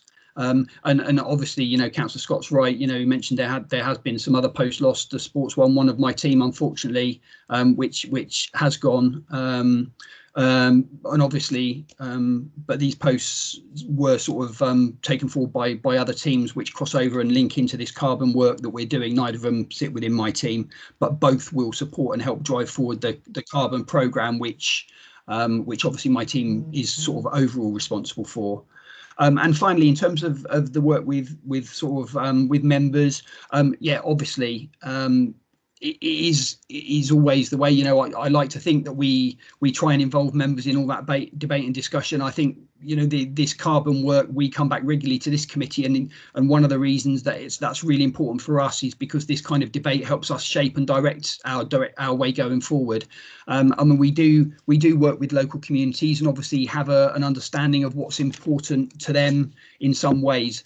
There's some quite specific stuff here though around you know, around people's sense of sort of behaviour change and of climate change, and you know what I couldn't honestly say. We have the community is a very small team, unfortunately, and it's a very large district, and our ability to be close enough to understand the real sort of levers and switches that are important to people in those areas is very difficult, and that's why our understanding and our link with members and the intelligence members are able to give back to us is absolutely crucial. You know, Councillor Scott, you know and understand your constituents in Stanmore and the rest of St Luke much better than we can.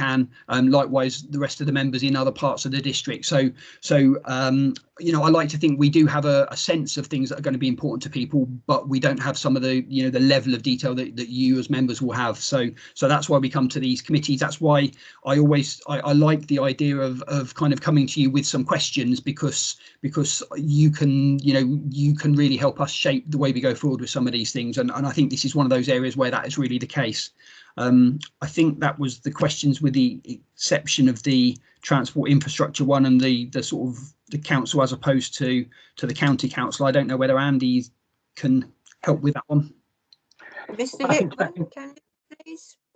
Yes, thank you, Chair. I can try and help with the funding one. I mean, as we all know, funding for local authorities is a really tricky issue at the moment. It's not been made any easier with the COVID situation. However, the council has identified the Winchester movement strategy and the carbon work as one of its priorities, and hence moved resources around to supplement this work.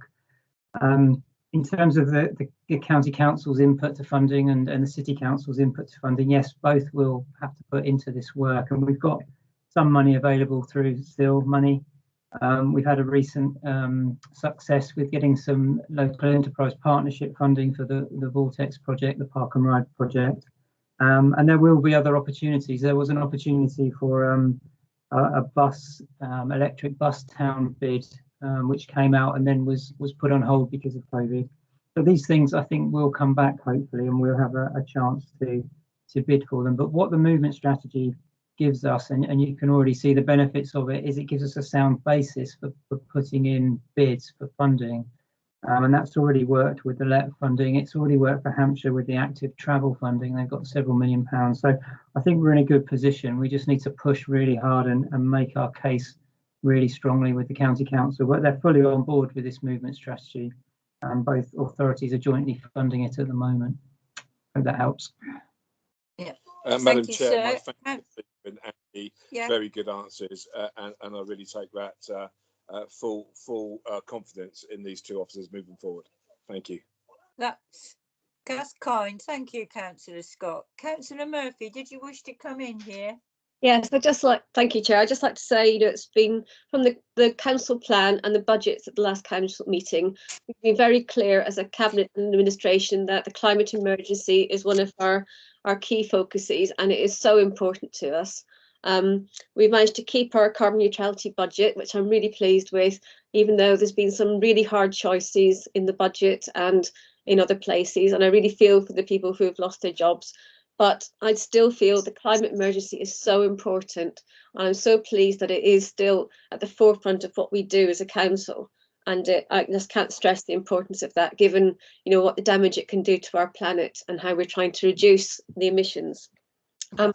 When it comes to the WINAC district emissions, we did do a member briefing back last year on our annual council emissions report. We were going to combine that with a member briefing on the district emissions report, but we thought that would just take far too long. So I think we will, if people want, do another member briefing on the district emissions report at some point, if you would like that.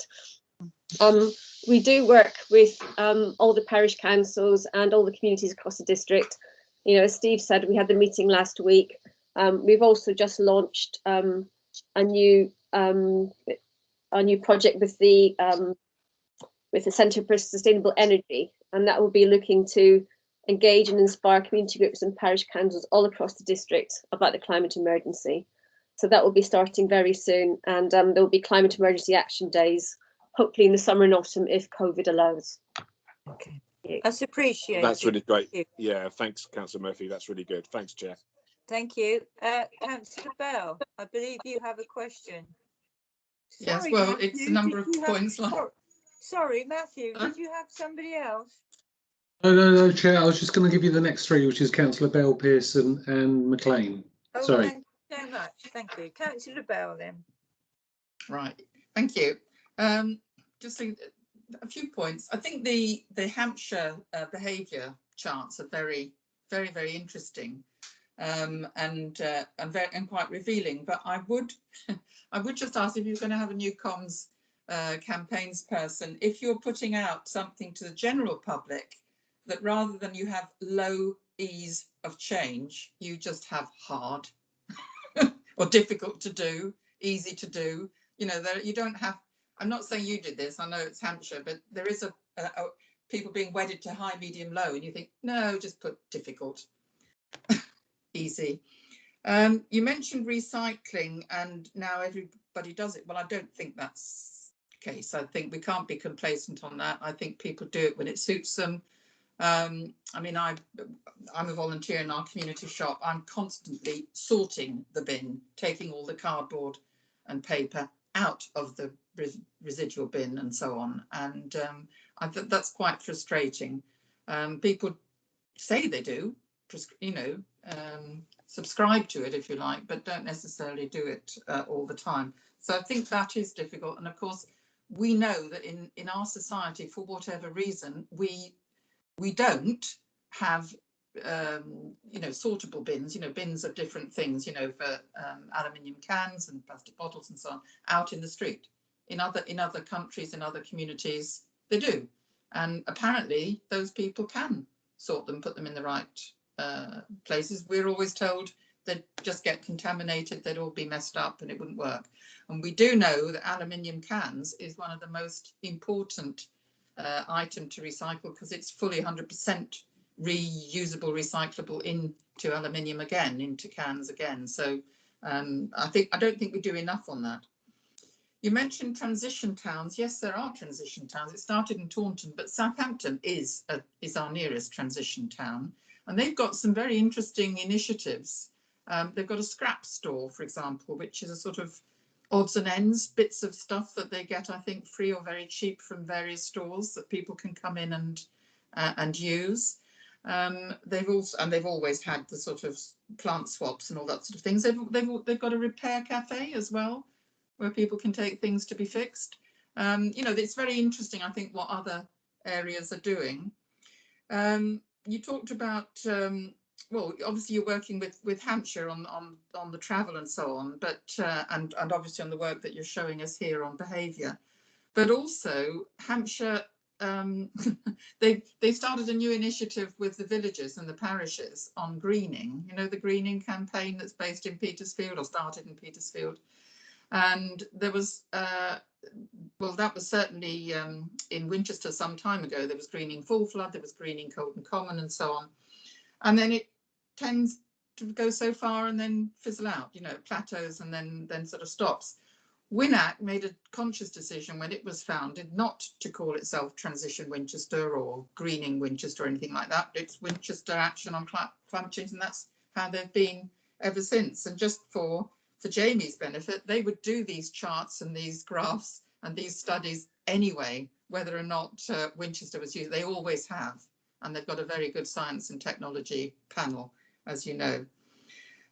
So that's just, you know, those sort of things I think are really, really important. But I do think we do have to be careful when we're putting stuff out to the public, that we then perhaps have to reframe it to make it easier to understand. And just going back to the recycling again, at the other end of the scale are all the people, of course, that want to recycle more and can't, because we know that's not Winchester. That's the disposal end of the recycling. But it is important. People do get quite exercised about that, and it would be good. I think that there have been some, apart from the brown bins and the batteries and small electricals, which I think everybody knows about now, there have been some other small changes in the recycling and how it's taken that are not flagged up quite so much. They might be very small, but I don't think there was perhaps enough.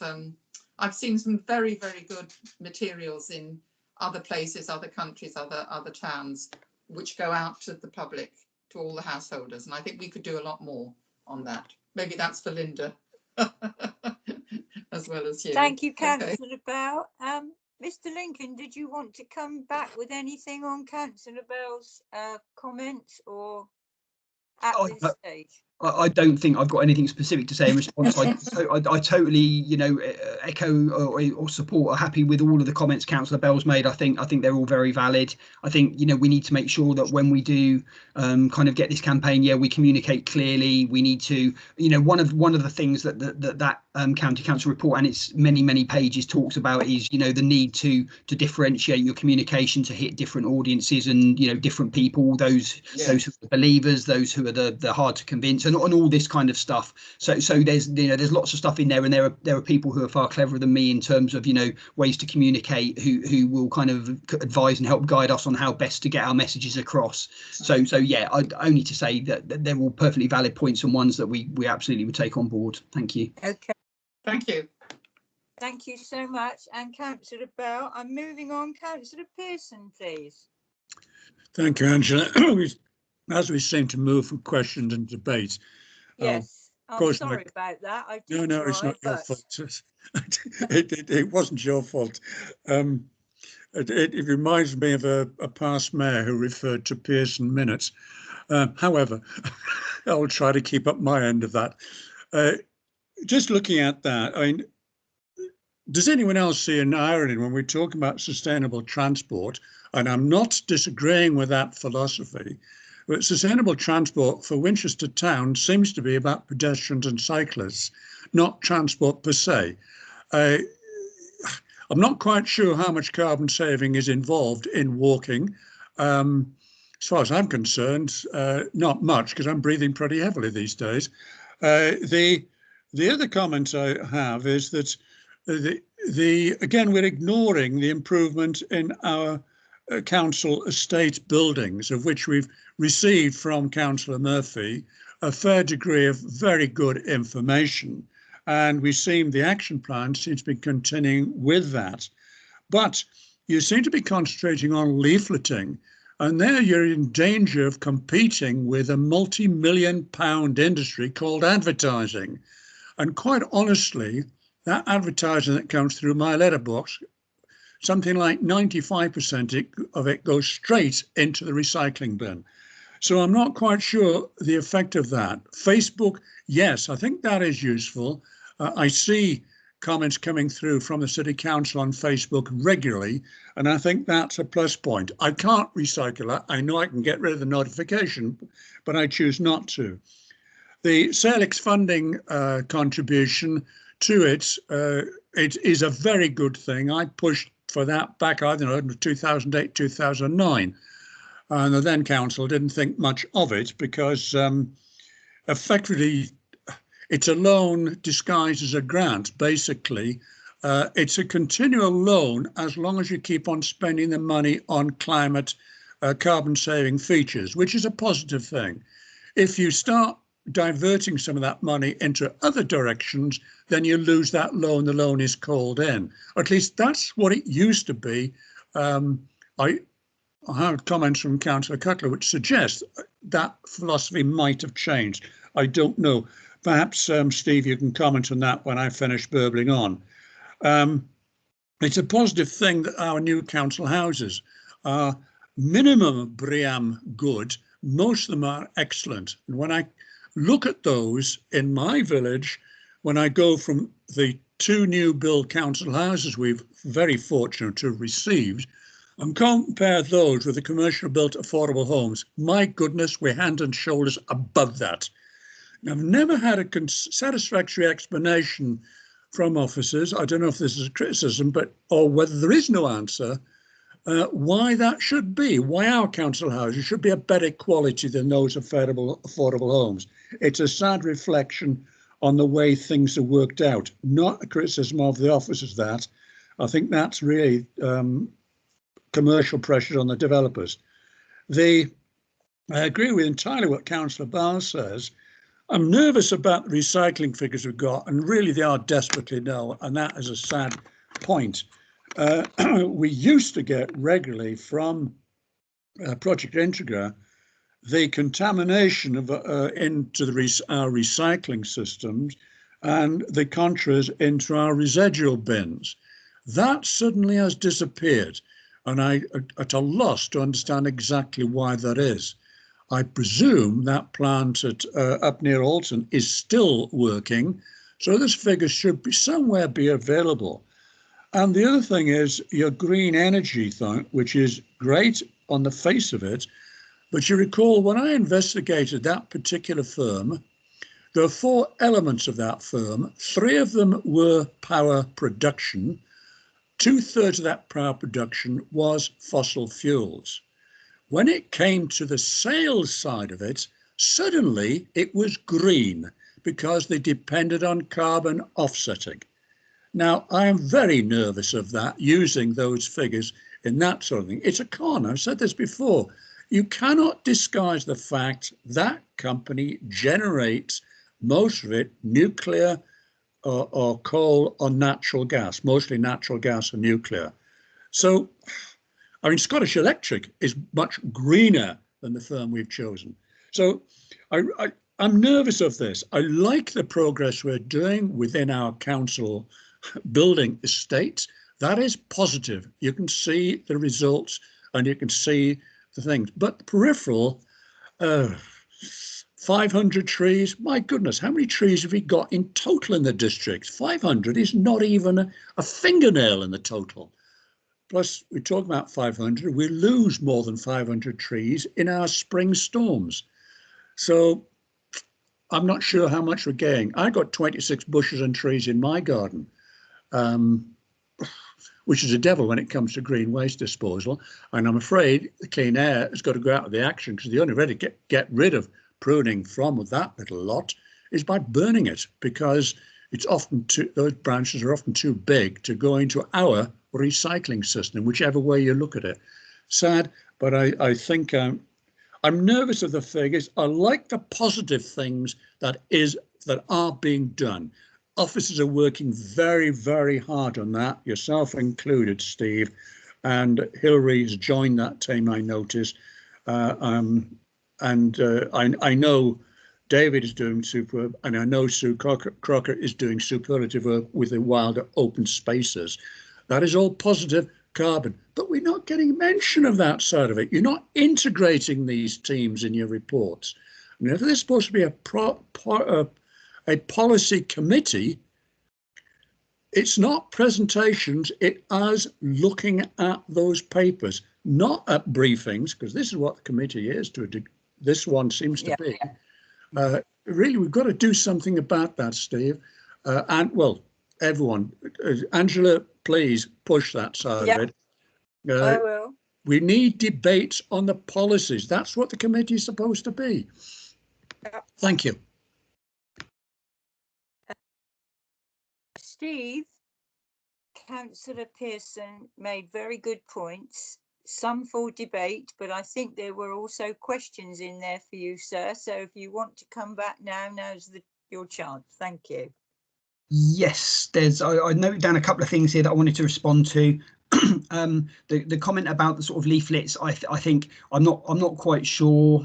I hope there wasn't reference specifically to leaflets in there. It certainly isn't our intention. It would be slightly contradictory to everything we're trying to achieve if we were producing and issuing many leaflets. So I think a really key element of this campaign is going to be around social media, as Councillor Pearson mentioned. I think it's perfectly suited to the kind of messaging that we want to try and get out. So just to sort of reassure him and members that certainly the intention isn't to be flooding the district with leaflets.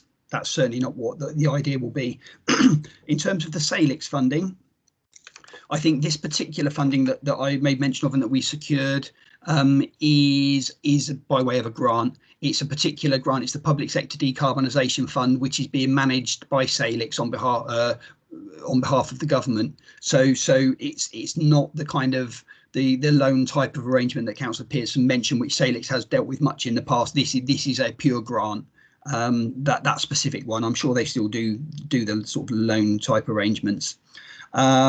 In terms of, there was sort of mention of the need in terms of private sector homes.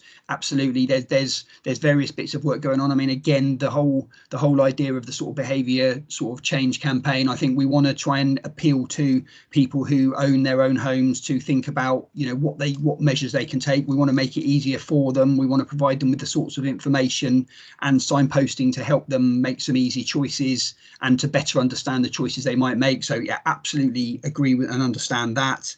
The green tariff, is it truly green? That's an interesting one. Our colleagues in the estates team really led on that piece of work, so I will certainly take that away and just ask the question and try and find out a little bit more. So I'm slightly better informed on that.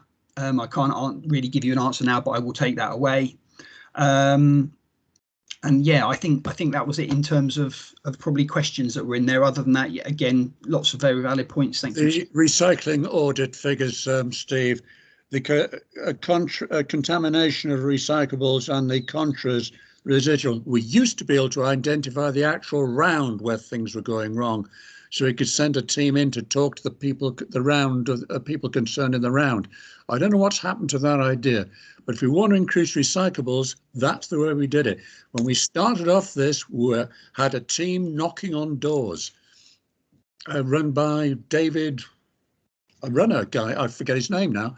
He was an Olympic runner that led the team, a high-profile guy, wasn't an officer, and I think the team was mostly actually volunteers, but working on behalf of the council, giving people, householders, advice in the round that was deemed to be falling down. Yeah. There you go, Steve. Thank you, Yeah. Councillor Pearce. Again, I've made a note of that. The sort of that work broadly falls under Campbell Williams, and the sort of, you know, that sort of wider waste sort of work. So I will certainly take that back and raise that with him. Okay, thank you. Councillor McLean, please. Murphy, did you wish to come in first? I'll go. Yes, thank you, Chair. It was just to sort of mention on this sort of recycling and the contamination. It just comes into those maps on these tables and the behavioural changes. It's how we can affect people's behaviour, and you know, we want to sort of get them to reduce that contamination, definitely. But it's again looking at these things to see what's holding them back from doing it, and I think that's the interesting thing. And I think the psychology behind all this is fascinating. And so, I mean, one of the things we need to think about is, you know, is that one of the things you want us to prioritise is changing people's behaviour on recycling, or would you rather we sort of go for trying to persuade people not to drive as much in the city centre? And I take the point that in the city centre, it does appear that to reduce the carbon from transport is the encouraging walking and cycling. But we need to sort of think about how we can reduce people driving outside the city centre, and obviously that's going to be encouraging use of public transport and possibly encouraging the county to give us more public transport as well. But again, I sort of like to focus on, you know, what are the big things that we want to prioritise and, you know, where we want to go. Thank you. Thank you, Councillor Murphy. Councillor McLean, thank you. Thank you, Chair. I think it's really a sort of fairly simple question for Councillor Murphy, if I may. Councillor Murphy, you've made a lot of good comments about coming out to talk to the rural parishes about issues. But when you came to Bishop's Waltham recently, it was a virtual meeting with WINAC as part of that meeting group, and WINAC questioned why the ward councillors and why also the local MP wasn't at the meetings. Neither of us had been informed by your good self that the meetings were taking place. I wonder, in future meetings, because they're a great idea, will you be informing us that the meetings are taking place and possibly inviting us to the meetings so we can contribute to the areas that we know about? Thank you, Councillor Murphy. If you could respond, that'd be great. Yes, thank you. I mean, the WINAC meeting was a public meeting, and WINAC did lots of advertising. But yes, definitely we'll invite you to the next one if you like, and hopefully post-COVID we will be going out in person and it won't just be Zoom meetings. But as a follow-up though, Councillor Murphy, it is politeness to inform a ward councillor when you're holding a meeting in the ward. Councillor Miller, myself and Councillor Humby, none of us were aware of it. We would have loved to have been at the meeting because when I was Mayor of Winchester, I used to go to the WINAC meetings as a trustee and admire their work greatly. So I would love to have been there, and especially when they questioned why we weren't there. I found that rather difficult to have to answer to the parish councillor who actually asked that question. Thank you.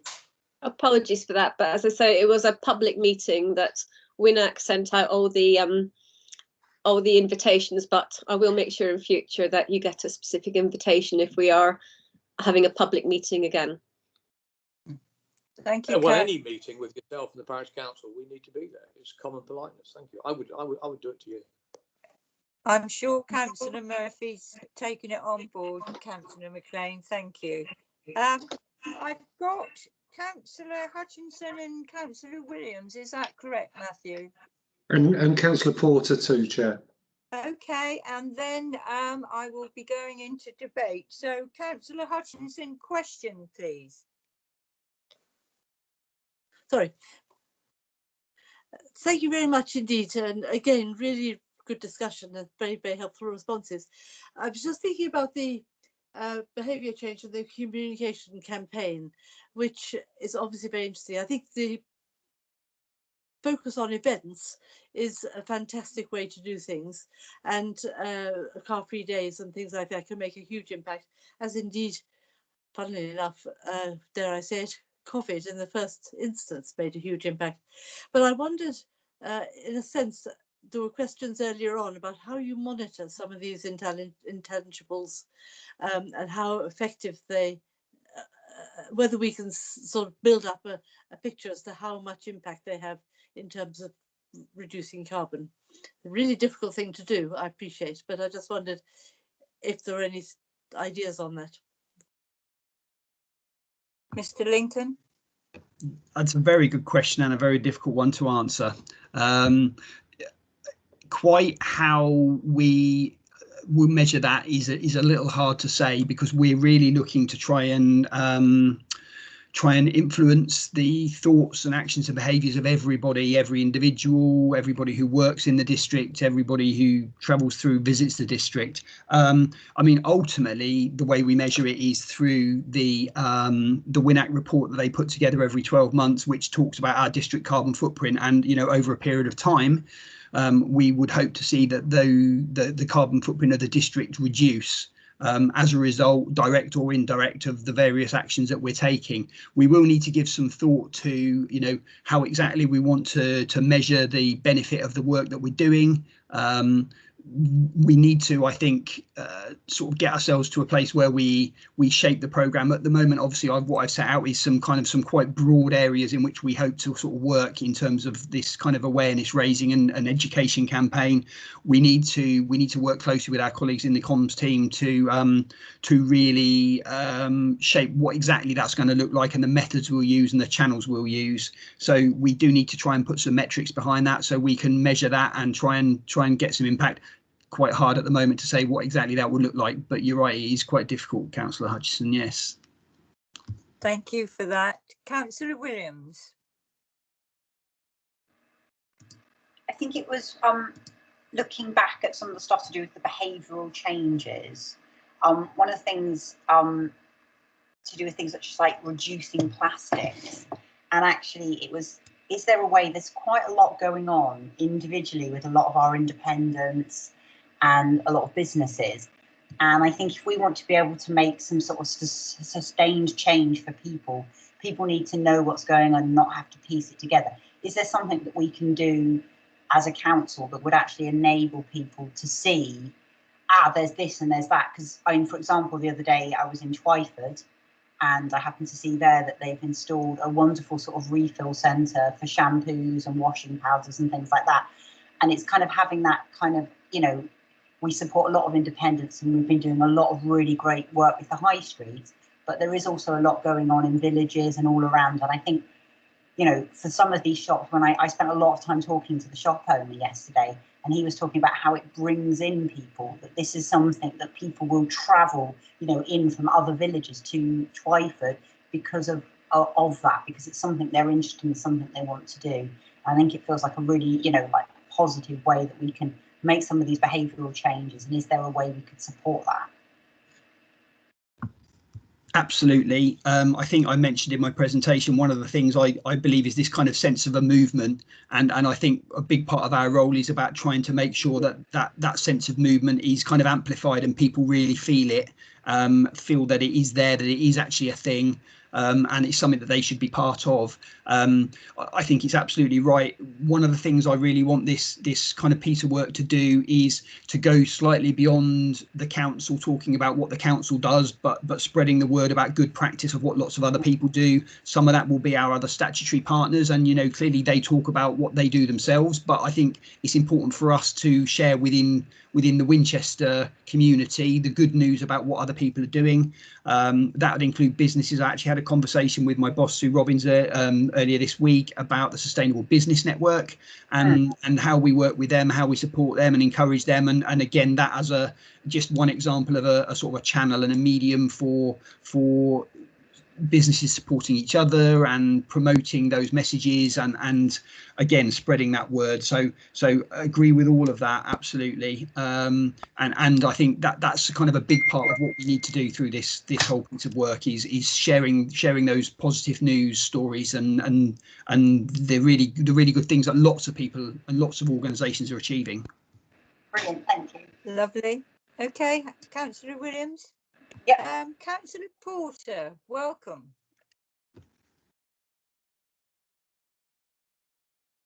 Sorry, I've been listening with real interest to this, so thank you very much for giving me the opportunity to speak. And I just wanted to go back to some of the conversations about behavioural change, because actually SSE did a very interesting piece of behavioural work with Shoaling and Kingsworthy about 3 years ago, and it lasted 2 years.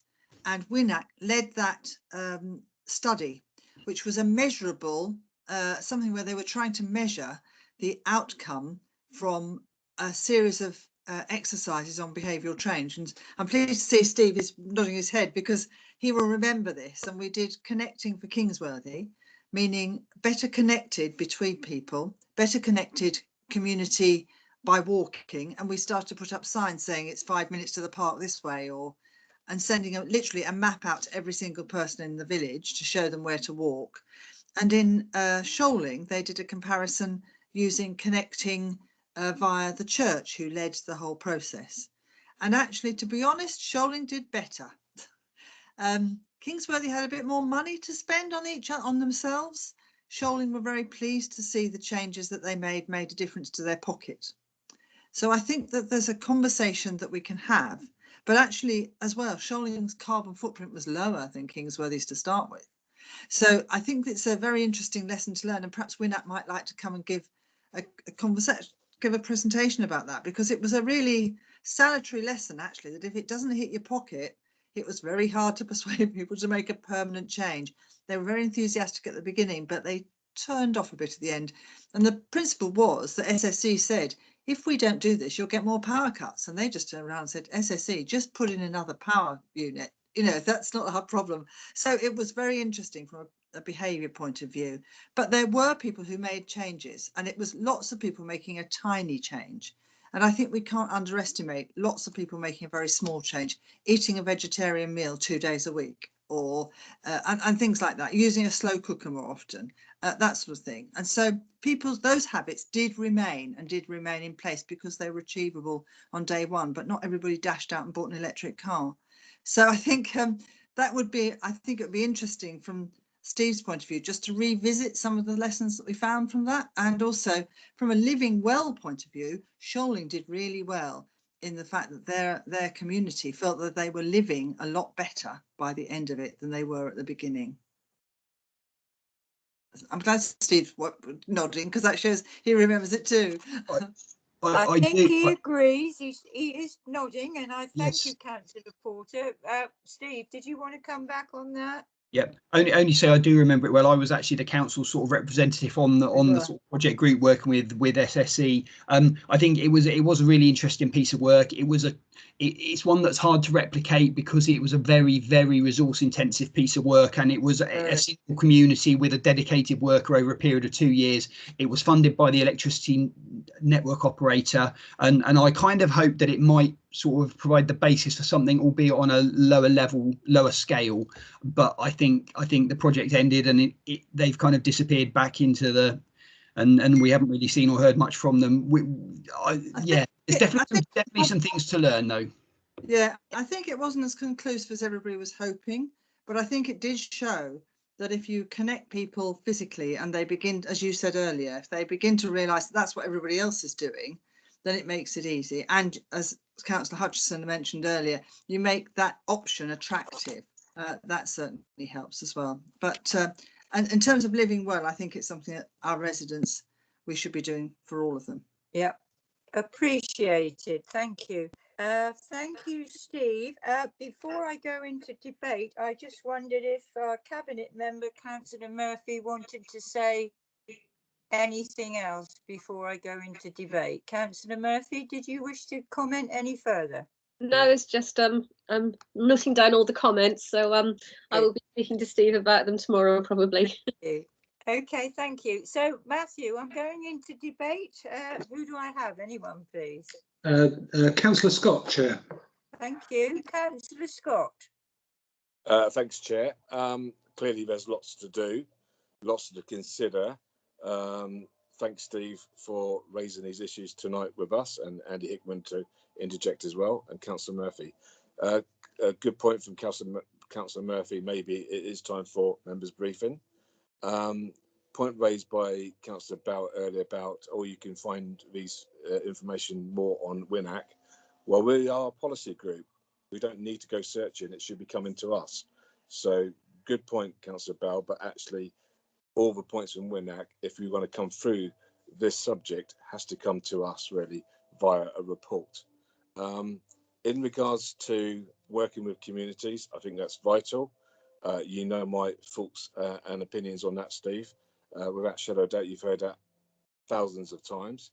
And another point Councillor Murphy says in response to Councillor McLean about coming out to communities, I hope that that is involving the elected members in their communities, rather than suddenly people coming in to visit our wards and suddenly we have no clue that was happening or any chance of participating. So hopefully that will be an open invitation to, as this happens in our wards, that we will be invited to participate as well. Just reference to the last thing that Councillor Porter mentioned about some work in Kingsworthy, etc., is obviously reference to other places like the Stanmore Planning Framework, which was reported in 2013, having had the master plans coming in 2012. All aspects of community work sometimes in the end comes out of date, and it's good sometimes when councillors raise a voice about their wards, as Councillor Porter's just done, and so sometimes it's boring for Councillor Scott to raise the points about Stanmore.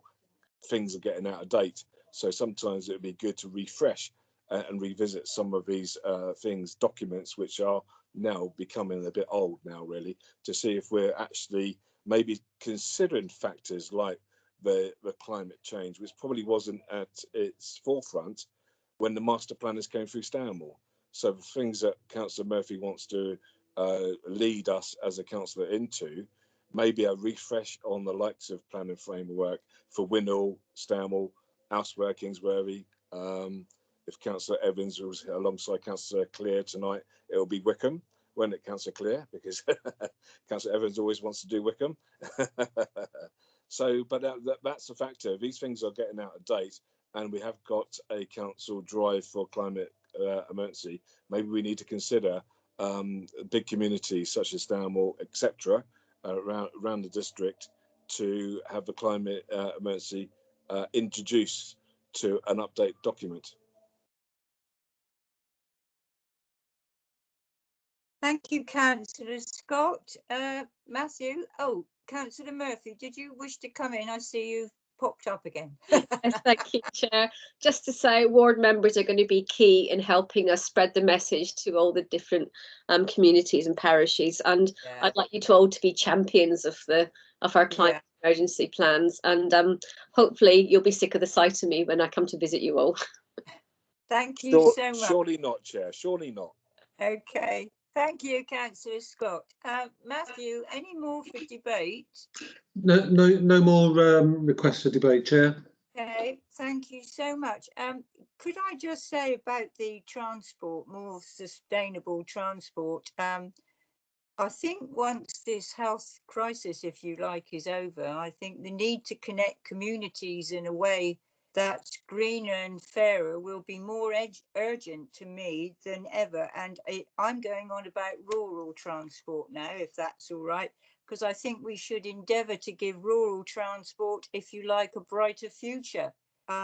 In normal time, I think buses, the area, they are a lifeline for many people, especially in the rural areas, and they connect them to jobs, shops, services, friends, families. But in recent years, I'm not now talking about COVID or anything, they have dwindled. The services have dwindled, and the rising fares, and obviously the present health crisis, I think, if however long it continues, will make things worse. So I would like you to think support must remain for those socially necessary services that are critical to rural communities. And I think if local authorities should perhaps coordinate different types of rural transport, but to do something to meet the needs of the community, because the number of people that come up and say, where have the buses gone? It really is an important matter, especially out in the rural communities. But what I'd also like to say this evening is, I think we've had brilliant debate. Oh, one moment, Steve, because I think Councillor McLean's raised his hand. Councillor McLean, did you wish to say something? Oh, thank you very much indeed, Chair. Yeah, it's just a very quick one. Living out here in the rural parishes in Bishop's Waltham, when we're walking our little old help dog out, it's daily exercise, and you count the number of people on the buses, it doesn't equate to say, for people to say, where have the buses gone, when all the buses that come through Waltham as a hub have about 3 people on them. So the worry I have is that people aren't using the buses in the way possibly they should be. Is it because they view them currently as unsafe? Or is it because they would rather not travel out of their communities anymore? They would rather stay in their newly discovered communities like Wickham, Bishop's Waltham, Alresford, where they've discovered new shops they didn't used to go to. So has the virus changed the way we use our own communities? And it's just chucking it into the melting pot, really. I don't know who can answer it. It's debate, really. But well, I would things say have it has changed, but I think once we're back to normal or some normality, people will want those buses again. I know they will in Wickham. So I just thought I'd bring that to your attention. But what no, thank I'd like, you. But, you know, the problem is that the bus companies have to make a profit or they can't operate as bus companies unless we nationalise buses, which isn't all the well, then we should, why don't we have, and I don't know if there's one in existence, a national bus strategy. Is there one? I thought the government was going to do one ages ago, but whether there is one, I'm really not sure. But Matthew, have I started something now? Councillor Reid would like to ask a question. I know we've moved on from questions, but Councillor Reid. Okay, I will allow one more because I've obviously started this, and then I'm going to really sum up. So, Councillor Reid, yes, sir. Sorry, Chair, it's not actually a question. It was me pressing the wrong button.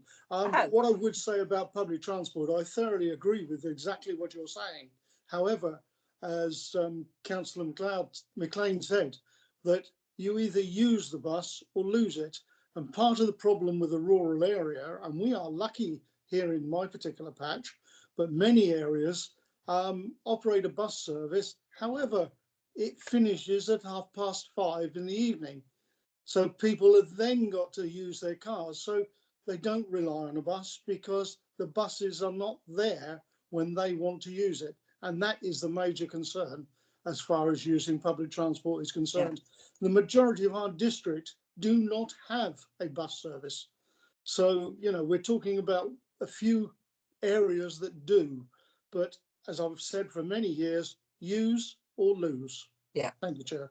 No, you are right, Councillor Reid. I agree. And anyhow, Steve, sorry, I've started another debate, but I'm going to stop that one now, which just leaves me to say, I thank you so much because you've sat there, and may I also thank the committee because they have responded well to the paper. I think they have brought forward some very good, thoughtful and interesting questions that I'm sure you've taken on board, but I know you have by your answers. And I thank you all because we know you work hard. You've proved that to us this evening by your presentation and answering the questions, and I'm sure you will carry on your work as well as you are doing now. So it just leaves me to say a big thank you. We've all enjoyed it. Thank you, committee members. Thank you, officers. And just to say that concludes the formal business of the evening. And may I just thank you all for